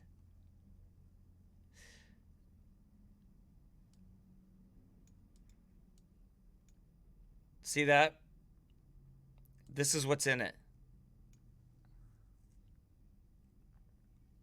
This is good stuff. So anyway, if you're looking for something good, this is good stuff right here. You don't have to use that much of it. A couple sprays, get your hands out. It has all the essential oils in it. It doesn't have, it doesn't have any of that other stuff in it. So it doesn't have anything bad in it, really. So anyway, it's good stuff. I recommend it. It's $9 a bottle right now. I'm going to order some more of it because I like it. I just like it, period. It's good stuff. So anyway, if any of you need any of it, that's where you can find it right there. And by the way, his bowel cleanses and all his other stuff are really good too. I've used those before in the past. He's got some other stuff that's really good for tooth and gums and all that kind of stuff. So anyway, not that I'm not selling anything, but there you go. Just so you know. You wondered about it, and there it is. Yep, Erica uses those products too. A couple other folks use them. They're good products. So anyway, I would recommend that. That's perfect for travel size, for in somebody's purse or somebody's pocket, or for putting it in your car.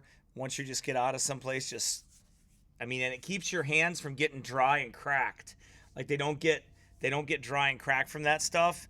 It has a good scent to it, and it's just good stuff. So anyway, it's not offensive either. So it's really good stuff. So that I recommend doing that. You can thank me later. Anyway, but I'm just kidding, sort of. Now, look what he said there in that quote. Did I put that over there? I think I did. What did I do with that? Here it is right here. He said, we asked it for health and safety of themselves, their families. Now, he recommended it, right? We asked that those demonstrating exercise good social distancing behaviors.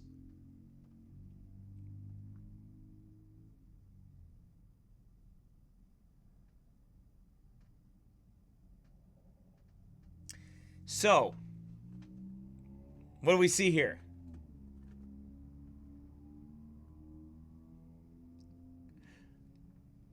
Now, this is not, what I see here is a governor that's saying, I really, really, really, really, really can't do anything about this.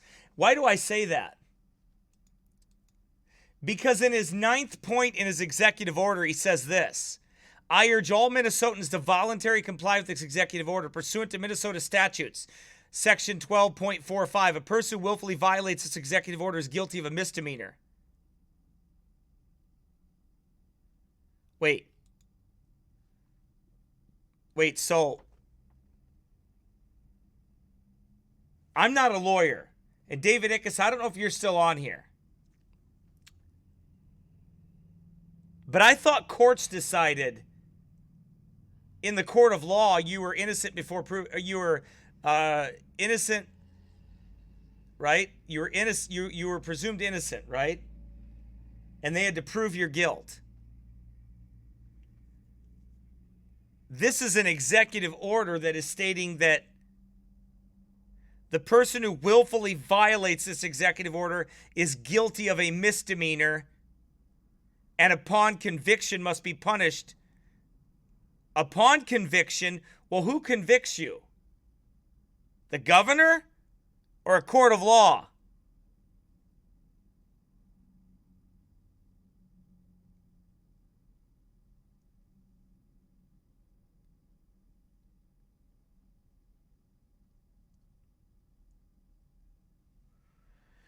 Because basically what he's saying is that it seems like to me that that he's basically saying that he's the judge, jury, and the executioner here. Maybe I'm missing something. But right after that, he says, nothing in this executive order is intended to encourage or allow law enforcement to transgress individual constitutional rights.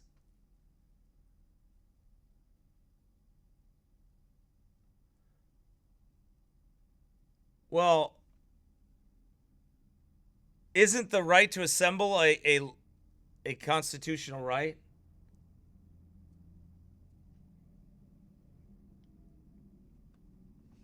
Right, courts have to convict.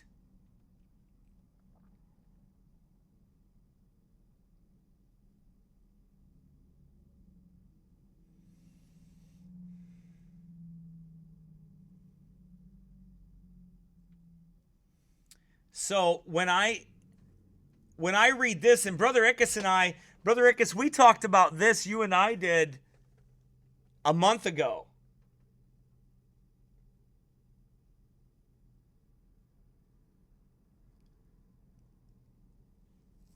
You and I talked about this like a month ago. How they cover themselves in these executive orders by saying things like that. I believe it's scaring people into voluntary compliance too. So, in my opinion, you don't even have to really be arrested for it. Right?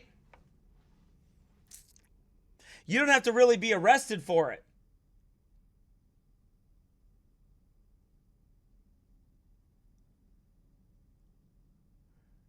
All they have to do is chill your rights, and you could say, okay, I'll see you in court then.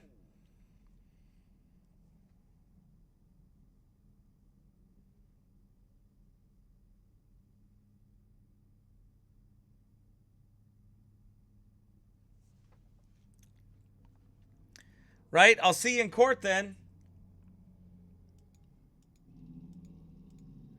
Because they know full well most of this will blow over.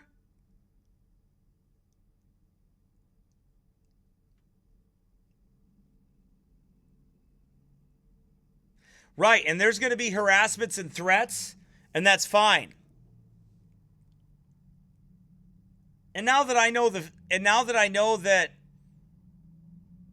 it is what it is, and we understand it better,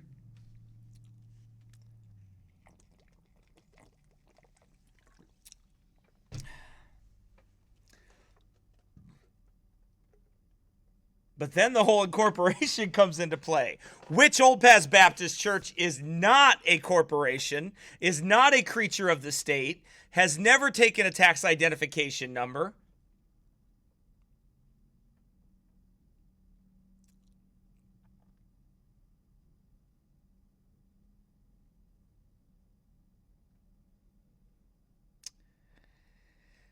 Let me tell you, folks, here's where I'm at with it. And here's what grips me. And I'm going to be real with you here. And no, I'm not going to cry like Alex Jones. I'm not going to go, wah.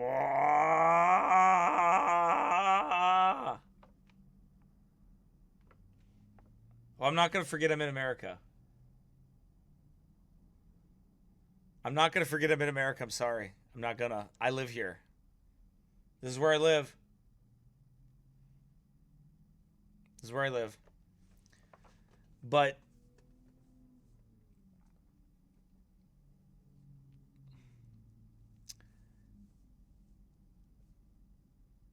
nope.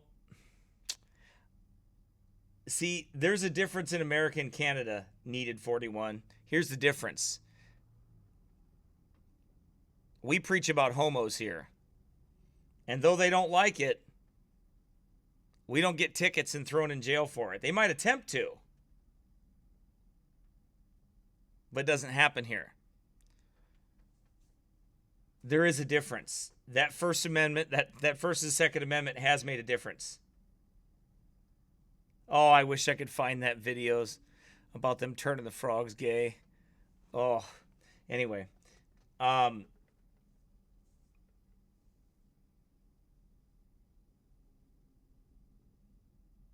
didn't say it wasn't a world problem. I'm telling you what I'm speaking for where I'm at. I don't know Canadian law, and I don't deal with Canadians. I'm sorry. I don't have any. I don't deal with. I know. I'm just saying that I don't deal with them, so I don't have any dealings with Canada, though. I like Canada. I want to visit there someday if I ever get allowed to. I want to go to Canada. I have a lot of listeners in Canada. Like a ton of people listen to us. I like Canada. I mean, so I'm not making fun of anybody, okay? I'm not being mean to anybody. You know? But I'm just saying that I understand it's a world problem. I get that. But in my little piece and corner of the world that God's put me in, I just have to do what I have to do here. And here's the thing that I have to do. I can't let the government tell me when to open the doors of the house of the Lord.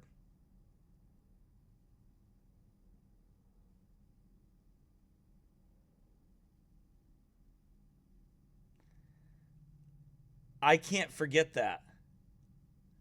I can't forget that it's God that does that. And none of us can forget that.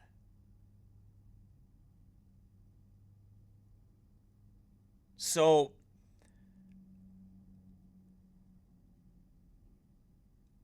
Baptists fought long ago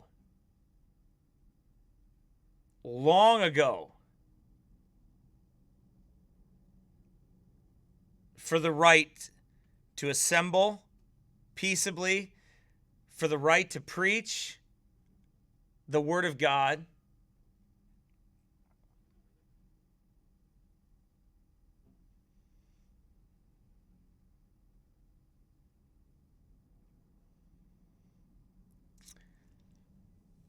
You know, here's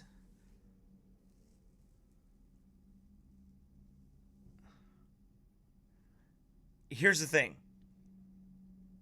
I don't say that every pastor has to make the same decision that I'm making or is in the same position but for me, I can't ignore everything that I know. I can't ignore what God's taught me in His Word. I can't ignore the Baptist battle for liberty. I can't ignore all of that. You know what I mean? I know, Myrna. I'm not upset with you at all. I'm not directing that towards you. I'm just saying this is my general speaking to everybody here. I just can't ignore everything from the perspective of things that I know. I understand the Bill of Rights. I understand the Leland Madison Memorial. I've been there. I walked down. Yesterday I was reading about the 40 imprisoned Baptist pastors or some of the 40 imprisoned Baptist pastors in Virginia.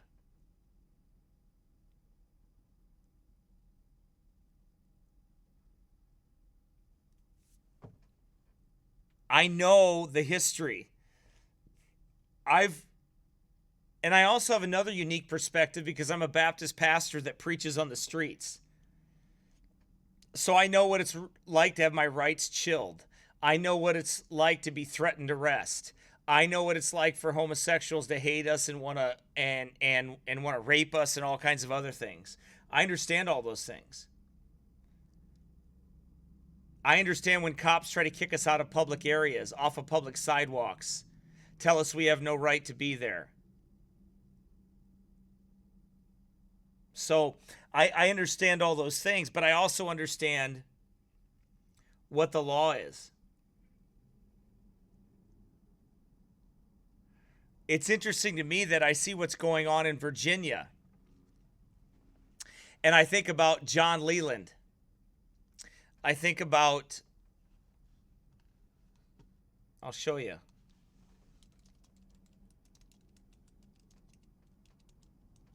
More than ever now do people need... I need to get back to the Baptist battle for liberty. That's what I need to get back to. I want to teach Baptist history again, man. This is what our country was founded upon.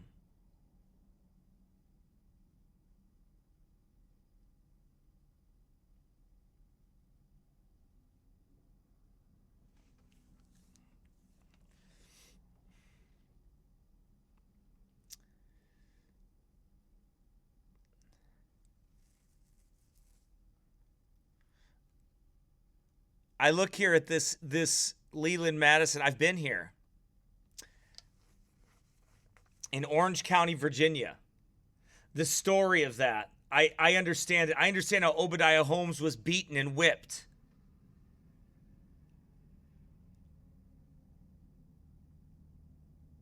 I understand how Baptists, John Clark, Obadiah Holmes, and one other man, I can't remember his name right now, they were kicked out of Massachusetts. They kicked Roger Williams out of Massachusetts with no guns or weapons, I think, and threw him in the wilderness somewhere. Out of Massachusetts.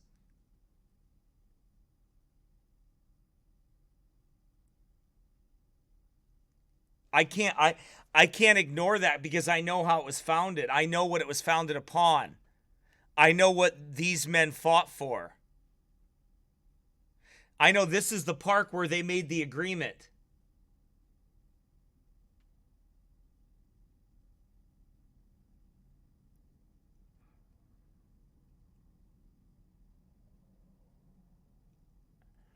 Right?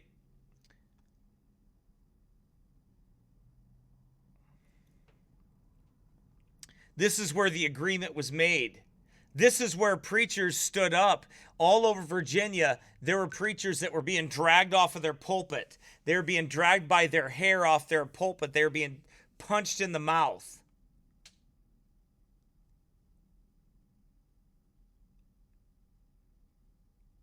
They were being thrown in jail by the magistrates for preaching. I was reading yesterday about... I wonder if I have it over there. Hang on a second. I'm going to go get it. I want to read it to you. I want to read you something. Let me see here.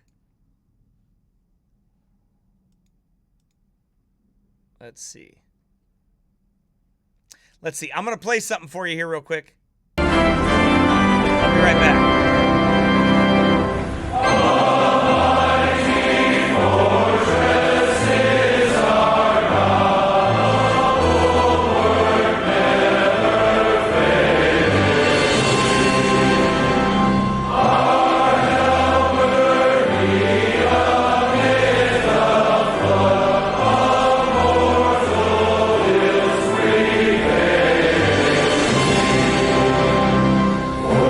Still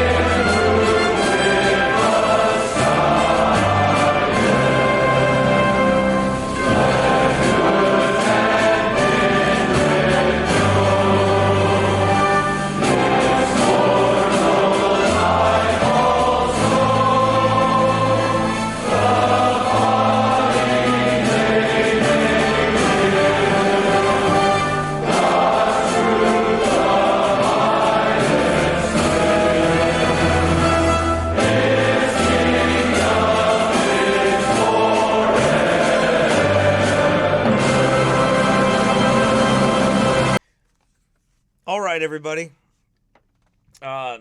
Listen, don't argue with that person about that. I'm trying to tell you guys just to quit it. Don't give in to that. All right? That's just a baiter. That's all that is. It's somebody trying to bait you. They're trying to bait you into an argument to try to cause dissension. That's all that's going on there. That's the whole purpose of it. So anyway, that's what that is. So I want to read you something though, okay? Let me find it.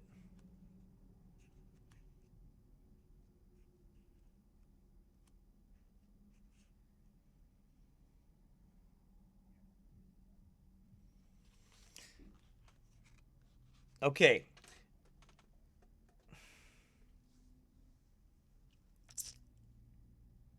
All right, let's I want you to hear this.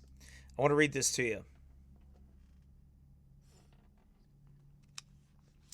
This is from the Lives of the Virginia Baptist. Okay? Try to focus here. Okay? Try to focus on this. Don't worry about that. It's cool that Alex Jones dropped by. If it was really him, it'd be even cooler. By the way, I have talked to Alex Jones on the phone before. I was on a radio program that he called into while I was doing a radio broadcast for a radio station in Austin, Texas, back in 2000, I want to say 12. I did that radio show a couple times. And I talked about Hollywood, the New World Order, a bunch of other stuff like that. So while we were on hold on a commercial break, Alex Jones called in. And I didn't realize it was him at first. And the radio host goes, "Hey, it's Alex." And I'm like, okay. He's like, he was like,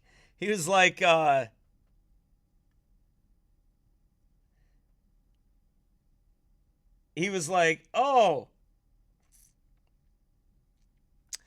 He said to me, yeah, it's Alex Jones. I was like, oh, okay, wow. He's like, you're doing a great job. I've been listening to your broadcast and all this stuff. And I was like, man, this is weird. It was really strange, but it was kind of funny. It was kind of neat to talk to him backstage. I like his voice, though. He's got a great voice for radio, man. But anyway, I want to read to you about Colonel Samuel Harris. He is one of the many Baptist preachers that fought for liberty in Virginia. Now we see Virginia has a similar problem, don't they? Of liberty being threatened.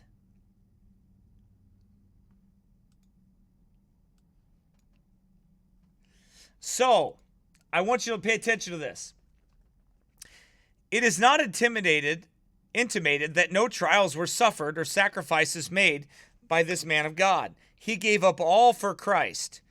Being in easy circumstances, says Mr. Semple, when he became religious, he devoted not only himself but almost all his property to religious objects. He had begun a large new dwelling house suitable to his former dignity, which as soon as it was finished, he appropriated to use of public worship, continuing to live in the old house.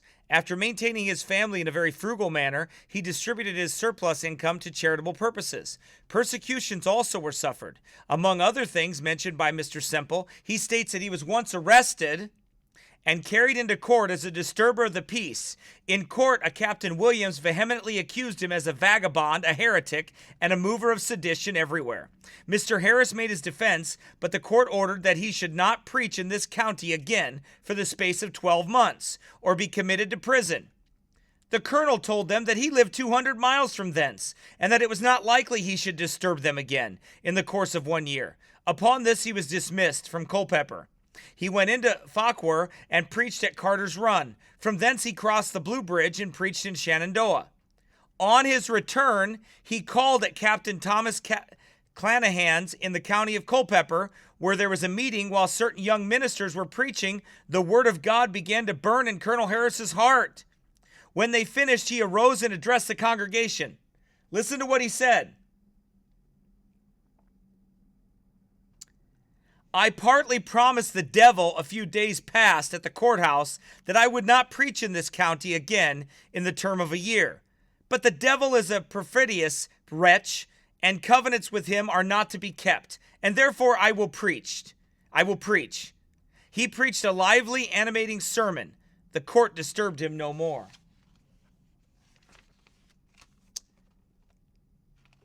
On one occasion in Orange County, he was pulled down as he was preaching and dragged about by the hair of the head and sometimes by the leg. His friend rescued him. On another time, he was knocked down by a rude fellow while he was preaching, but he was not dismayed by these or any other difficulties. To obtain his own consent to undertake a laudable enterprise, it was sufficient for him to know that it was possible. His faith was sufficient to throw mountains into the sea as if they stood in the way. He seems also never to have been appalled by the fear of the shame of man. He could confront the stoutest son of pride. So, here's the thing. Colonel Samuel Harris.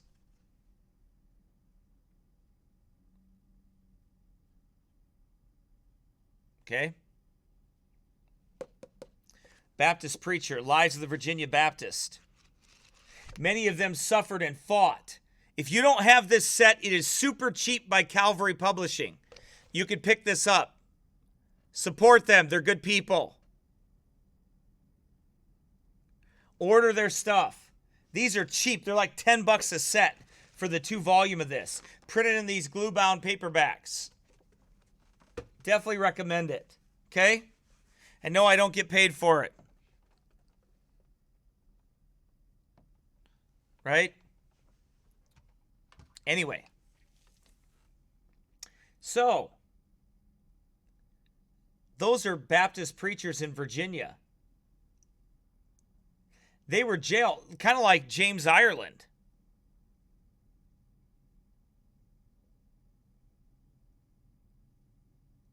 Culpeper Jail, I've been there.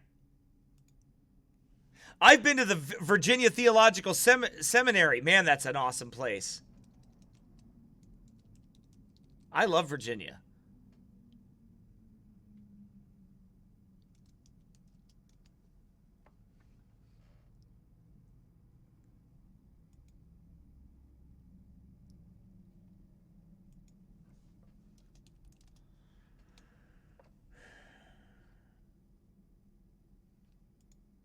Here's the old Fauquier Jail. We've been here before, Hannah and I, on a Baptist history tour. When we went through there, I believe Hannah and I walked this sidewalk with Ted Alexander and the guys there. Okay, this is where the old jailhouse was. This is where they imprisoned James Ireland and the Baptist preachers. Virginia is a very awesome place. A very awesome place for Baptist history. Why does that matter? Because that's where liberty was fought for. That's where it was fought for.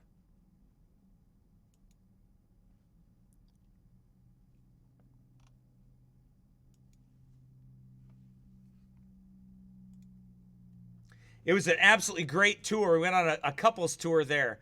It was a blessing. My wife and I got to go together. It was a good time. We really enjoyed it. Really a blessed time for us and all the stuff we had been through and everything. It was a good time for us to go. It was 2017.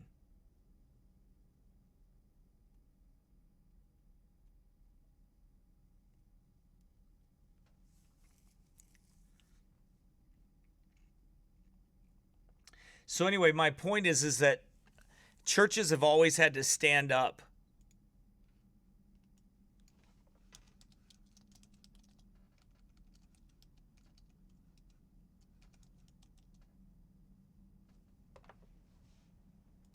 For their right to assemble.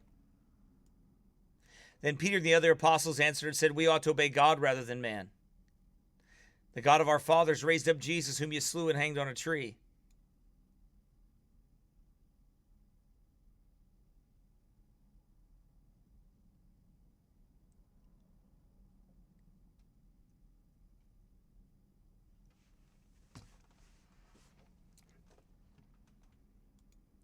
There will continue to be people that fight these orders. I'm just telling you right now, I intend to be one of them.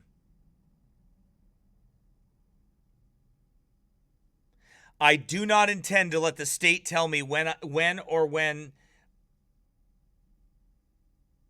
that I may or I may not have church. I do not intend to allow them to do that. I absolutely do not intend to allow that. Especially when you see the goalposts kick down the road and kick down the road and kick down the road and kick down the road.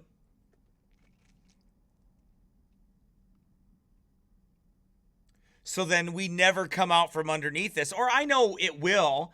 I realize that we will come out from underneath it eventually in some way. But it's what they allowed to be done with it is what must stand. I will not accept the government telling me that I'm not allowed to have church. I will not accept that.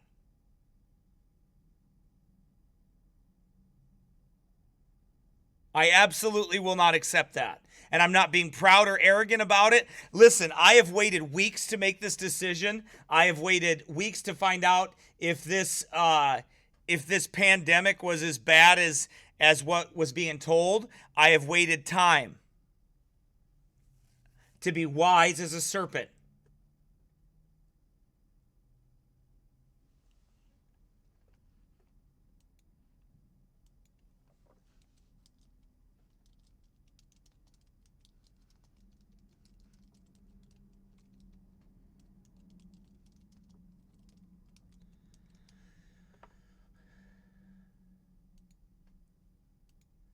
Because somebody has bronchitis doesn't change the fact, or pneumonia doesn't change the fact that we still have rights. It also doesn't change the fact that somebody could get sick at church today. They could get sick at church a month from now. They could get sick at church 3 months from now. There's always the potential. I know a way we could never get sick from anybody.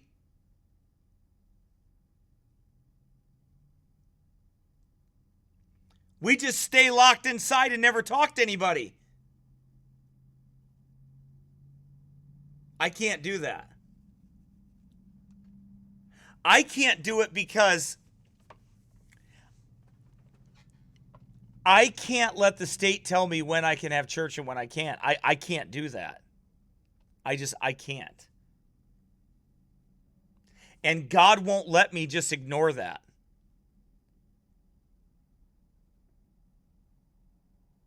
Oh, I know what I wanted to show you. Man, I'm going overboard. Listen, I just got to let you guys know something. I got to charge for going over 2 hours, okay? Because when I go over 2 hours like that, I have to charge extra. So there needs to be like 1 or 2 percentage points higher that I have to charge for that. Because, you know, people get overtime for working over 8 hours, right?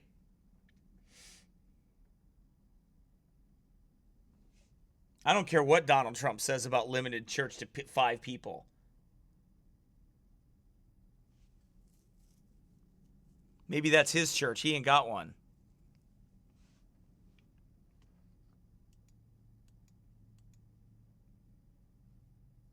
I know what I wanted to show you.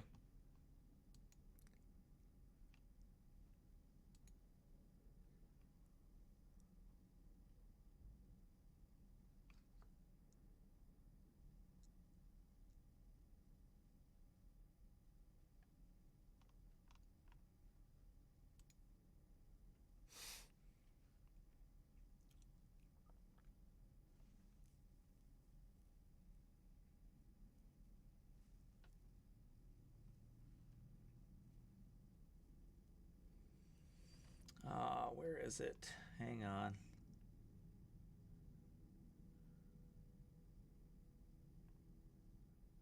I saw it here. Hold on. I'm trying to find the article.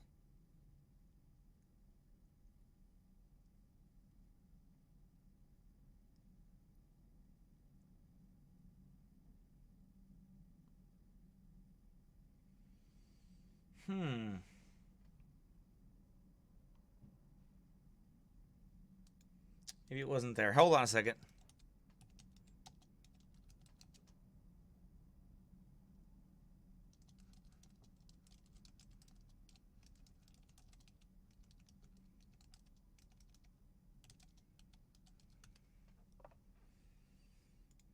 Here we go. That's what I was looking for. Frankie!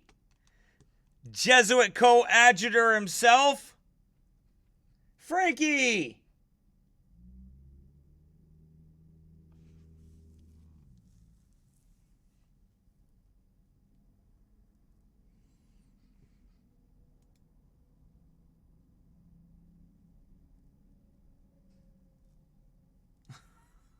That's not Scott Johnson. Why do I didn't know I was in a feud with Scott Johnson. Why is that weird? What is up with these trolls, man? What is up with them?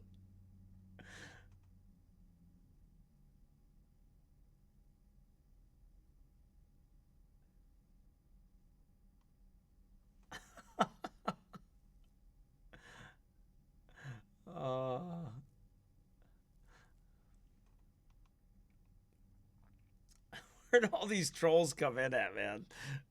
Okay, here's what Frankie says. Are you ready for Frankie? Frankie Graham, Jesuit coadjutor, if you prefer.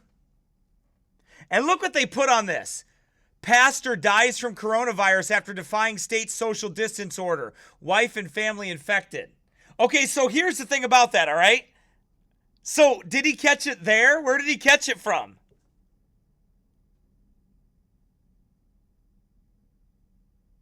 Or how about when they tried to make the governor of South Dakota look bad when they found 30 cases or whatever it was of COVID-19 in the meatpacking plant over there in what do you call it? In South Dakota over there, Sioux Falls, South Dakota. But did you know that the lockdown wouldn't have changed that because meatpacking plants were essential? But they're trying to make her look bad because she won't lock down the state.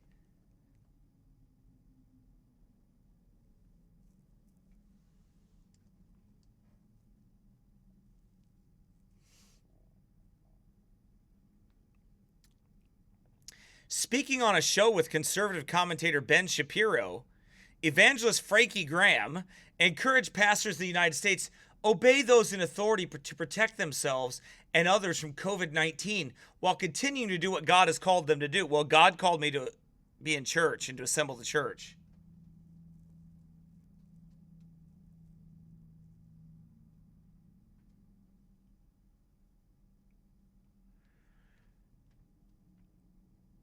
We don't slow down, said Graham, president and CEO of Samaritan's Purse, when Shapiro, the Daily Wire founder, asked how he, his family, and organization are doing during the COVID pandemic.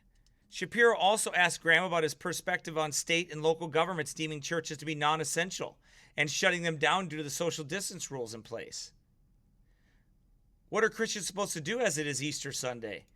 We need to obey those in authority. That's what the Bible teaches. Oh, really? Well, does that mean when China tells us not to translate Bibles and not to smuggle them into countries and not to have church over there, we're to obey the authority?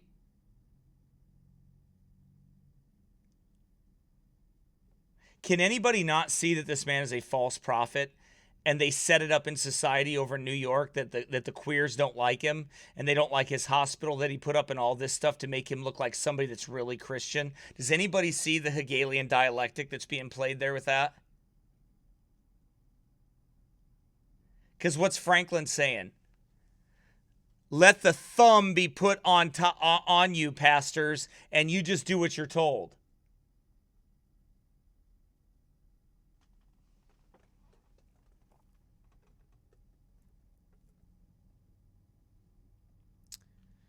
We need to obey those in authority. That's what the Bible teaches, responded Graham. The churches are not shut down. Does anybody know what a church is? It's an assembly. And assemblies assemble! And if they're not assembling, they're being shut down. That's some deep theology.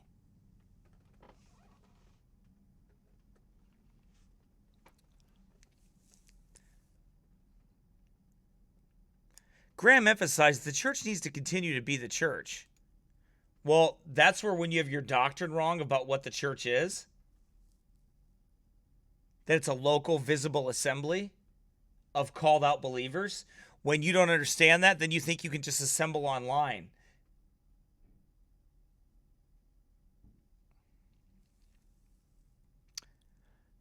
Graham cautioned, churches should not stop the work that God has called us to do. We just need to do things differently. We need to be careful.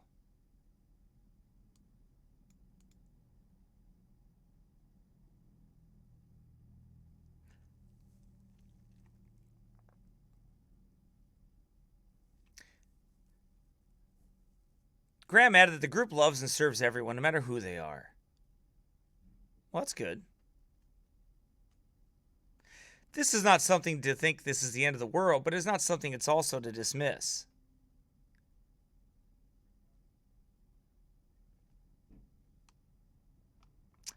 Anyway. So basically, they're saying God's message to you is that until you're safe,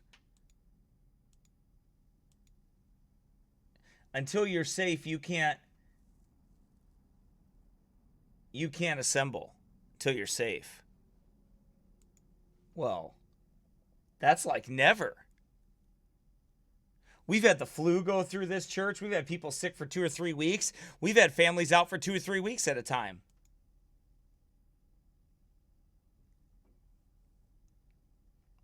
Anyway, all right, guys, I'm done. I'm pretty much done with that for today. There's more to come, I can guarantee you.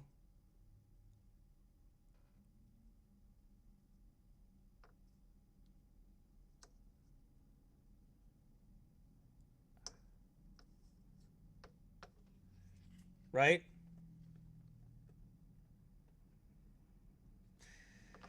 More to come with all this. Does anybody have any questions or anything like that at all, or anything they want to add before I go here? I'll give you a chance.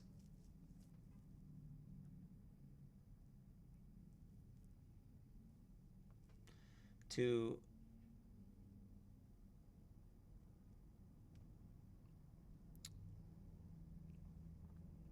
to do all that, to answer anything. I'm just looking to see if there's anything else here.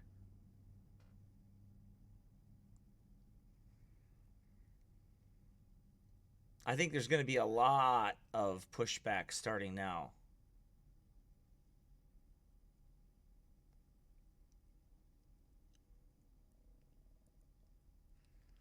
Yep, it's already started.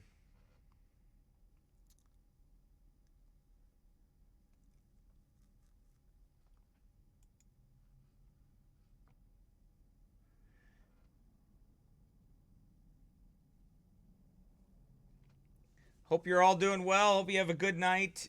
Take care of yourselves and be safe out there.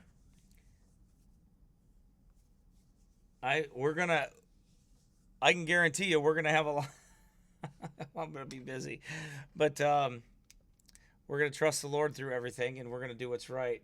We have to. So I hope that pray for us.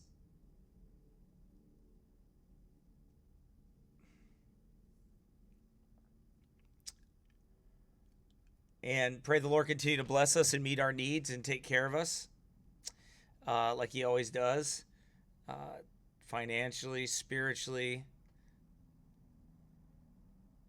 everything like that. The Lord has been good to us to take care of us and to provide for us. We're blessed by that. And, continual support too as well, which is a blessing. Hang on, let me go to my Facebook page here. There's a live protest going on. Anybody still here? Yep, 84 people are still here. So let me see. Here it is.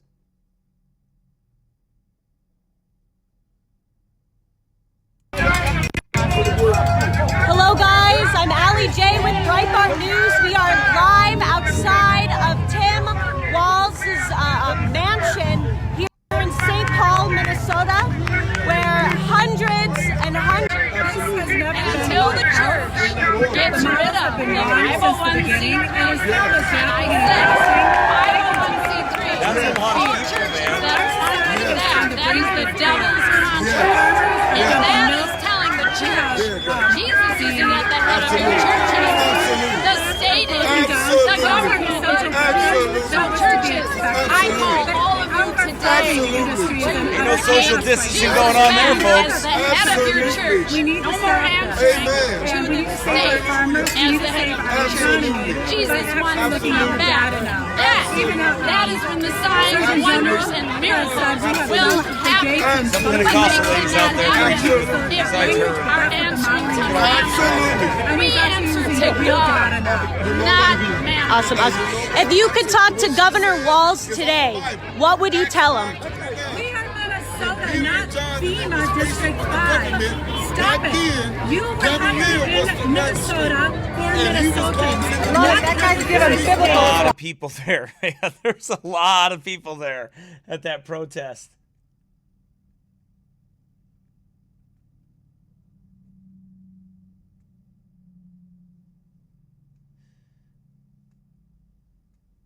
So anyway, amazing stuff, right?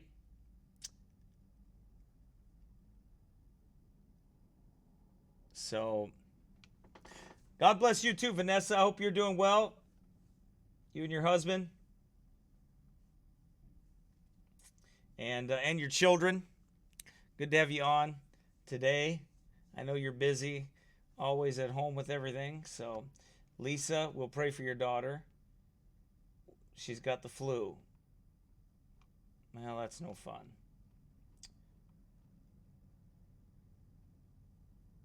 Yeah, no masks, no social distancing.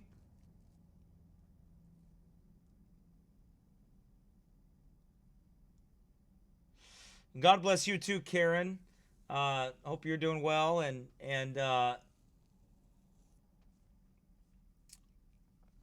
good to have you on here too as well. Anybody else a first-time listener or hasn't checked in for a while? There's 83 people on here still. So anybody else? Anybody else here?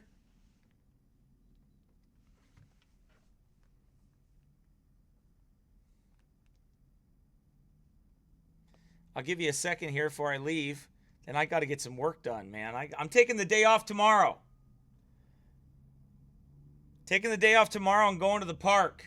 Or going out, actually not the park. I'm going to take my kids out on some nature trails and running around and stuff.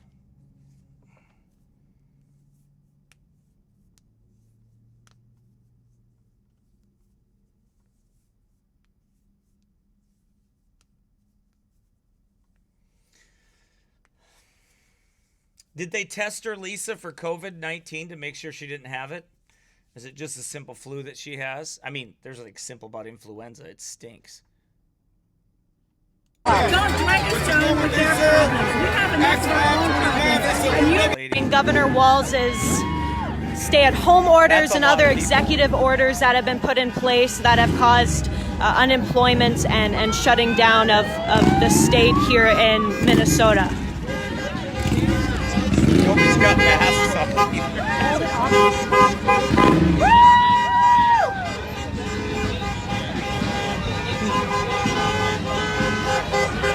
Hi there. I'm Allie J with Breitbart News. Can I ask you a couple of questions? Awesome. So, what is your name and where are you from? Awesome. And what are you doing here today?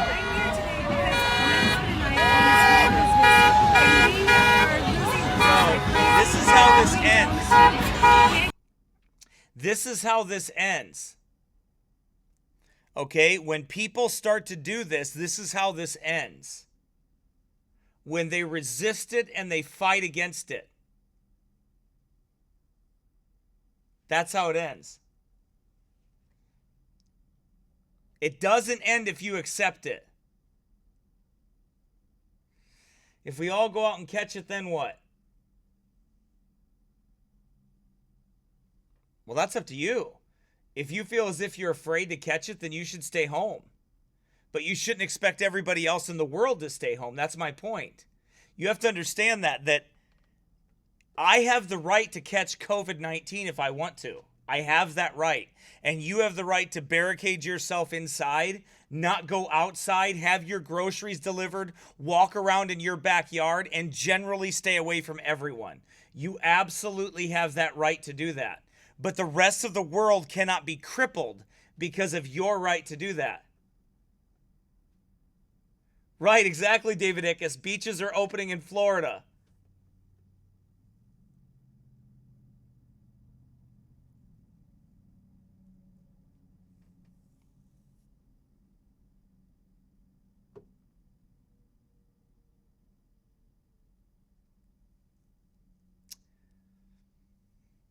Right, because they know that it's time.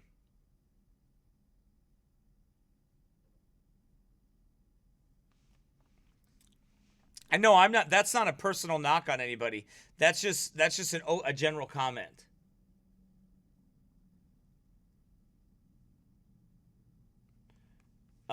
Be found in Christ. That's a general comment. It's to explain the position. There's nothing to do personally with anybody. It's just my position.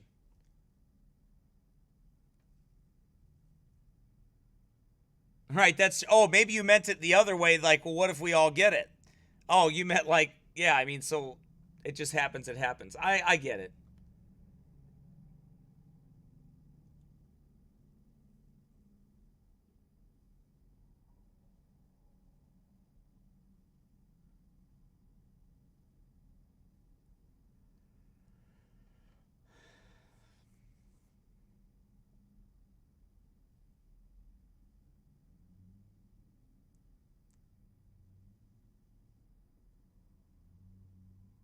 David Ickes, that's right. Let's watch and see what does happen. Which states open sooner than later?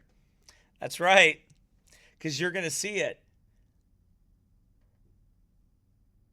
I will. Let me say this to you. I think there's some people in government and there's some governors that took it seriously. It was serious in Michigan, in the Detroit area. Especially, I think there's some that took it very seriously and they did what they wanted. They did what was right for where they were at, or they thought they were. There's others that are putting the hooks in and making it tighter because they can. And they want to make it hurt. Because I think some of them don't want Donald Trump elected again. Now, I'm not a Trump voter, okay? So don't misunderstand me. But there's a concerted effort by a bunch of liberals to lock this country down and keep it locked down. Because, see, if you were afraid, let's say you, and I'm going to give you a scenario. Let's say you were Trump. And you were sold the scariest story. So,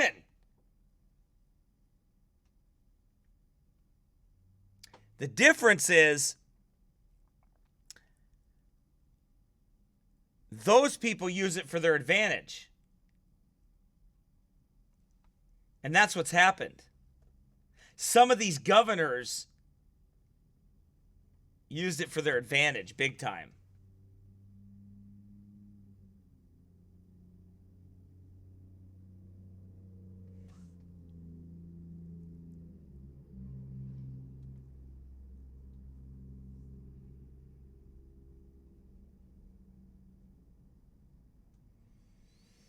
Several facilities will begin to reopen, says Governor of Minnesota,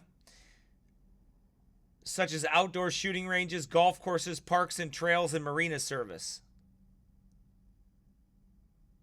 Yeah, you know why he's doing it? Because of this stinking rally sitting right there. That's why he's doing it.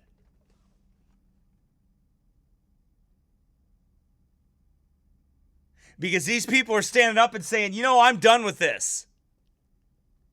I'm tired of being on timeout. I'm tired of just going from my office to my house and not being able to look at anybody in the face anymore. Everybody's got to go run around and hide in a corner somewhere, walk around in a stinking bubble. It's getting a little old now. I like to see people. I'm a human, you know. I'm not meant to be by myself all the time.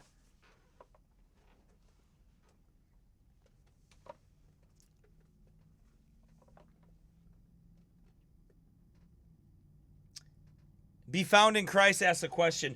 What good does it do the government to shut us all up in our houses? What's the motive? To divide us. To divide us.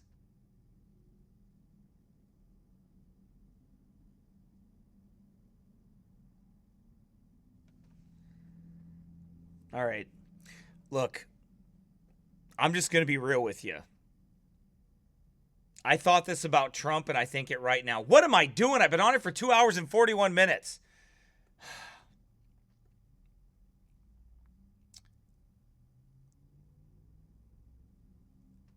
Here's the thing.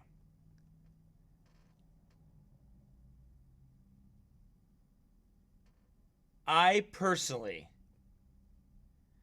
do not see Joe Biden being president of the United States.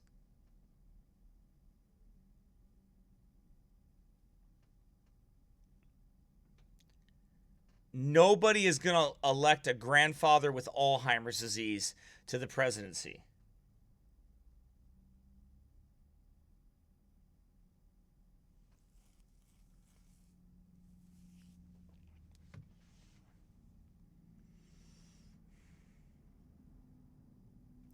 Public and private trails, boating and off-highway vehicle services, marina services, dock installations, boat and off-highway vehicle sales and repair by appointment only. So stupid.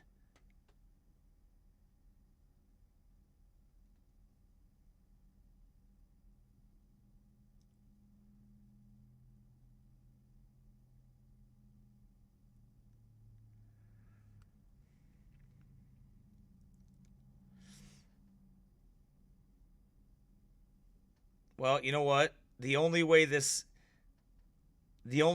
gets fixed is when we fight it. That's it. When we resist it. And we say, okay, take me to court. Okay, take me to court. Okay.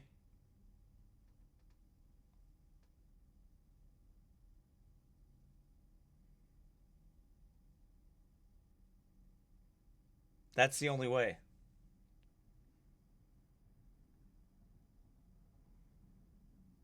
And if it's done for the right reasons, the right way.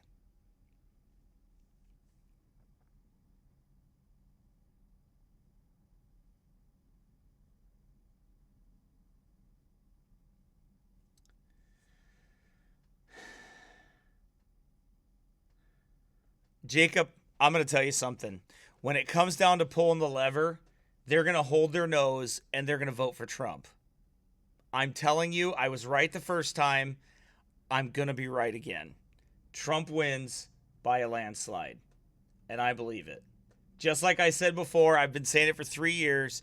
He's going to win by a landslide. Winning, that's all we're doing is winning. We're winning. We're winning big. We're going to win. And I can't wait for the debates. Man, those are going to be good.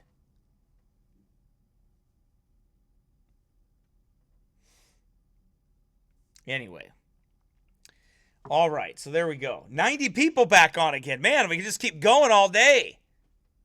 But I don't get paid by the hour. I got to move.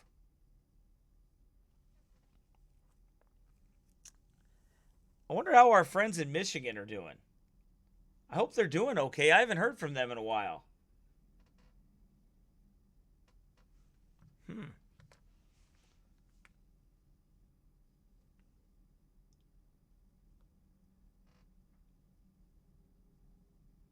I mean, it's just ridiculous. And unless we push it,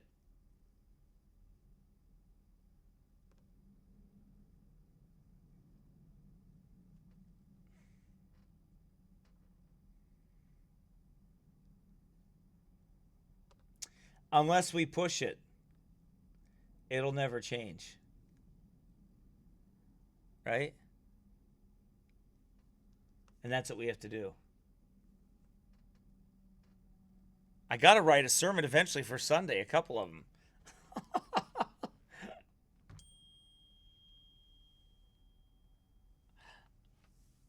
No, oh my goodness. Daryl's husband, or Daryl's wife. Daryl's wife. Daryl's wife. Teresa and Daryl. Right? They're not on, right? They haven't been on in a while.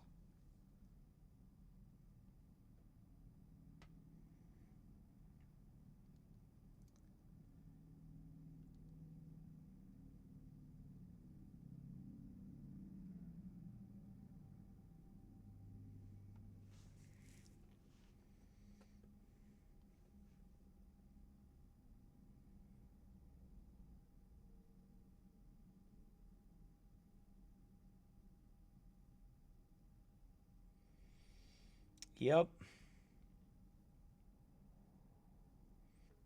One day we gotta say enough is enough.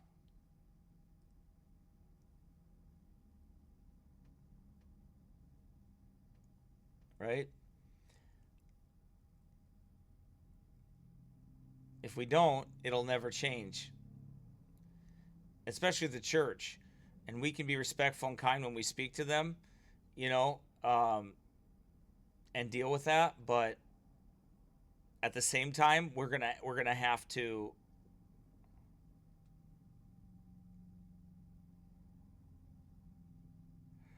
be wise.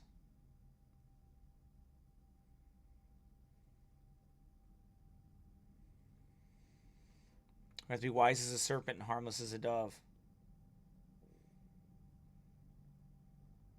That's what has to happen.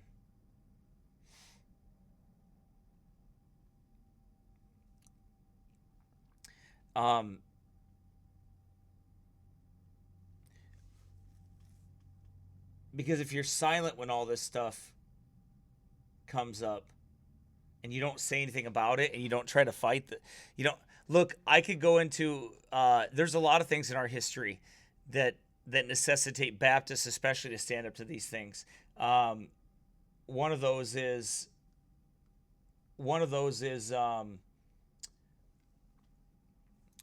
a bloody tenet of persecution, a bloody tenet yet more bloody by Roger Williams. What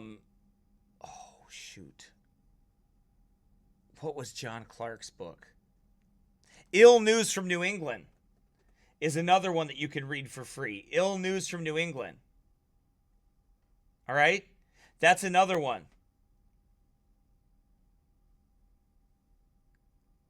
Ill News from New England.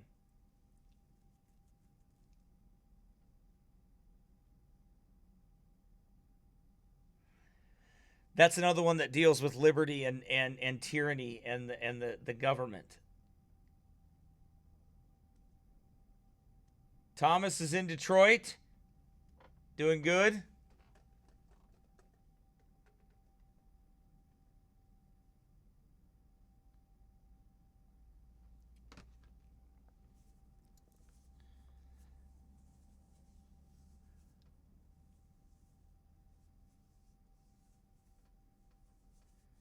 That's great, Brother Robinson. I'm glad you're doing well.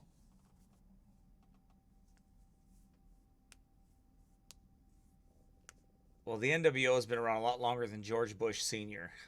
It goes way back. That's right.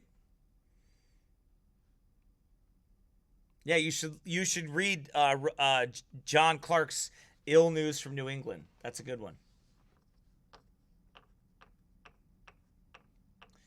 Anyway, all right, guys, I'm going to let you go. I got to get out of here. I got to get some work done. We can keep going and going and going, but I need to get some work done. So take care, everybody. God bless you all. Have a good night. Pray for us, and we'll talk to you.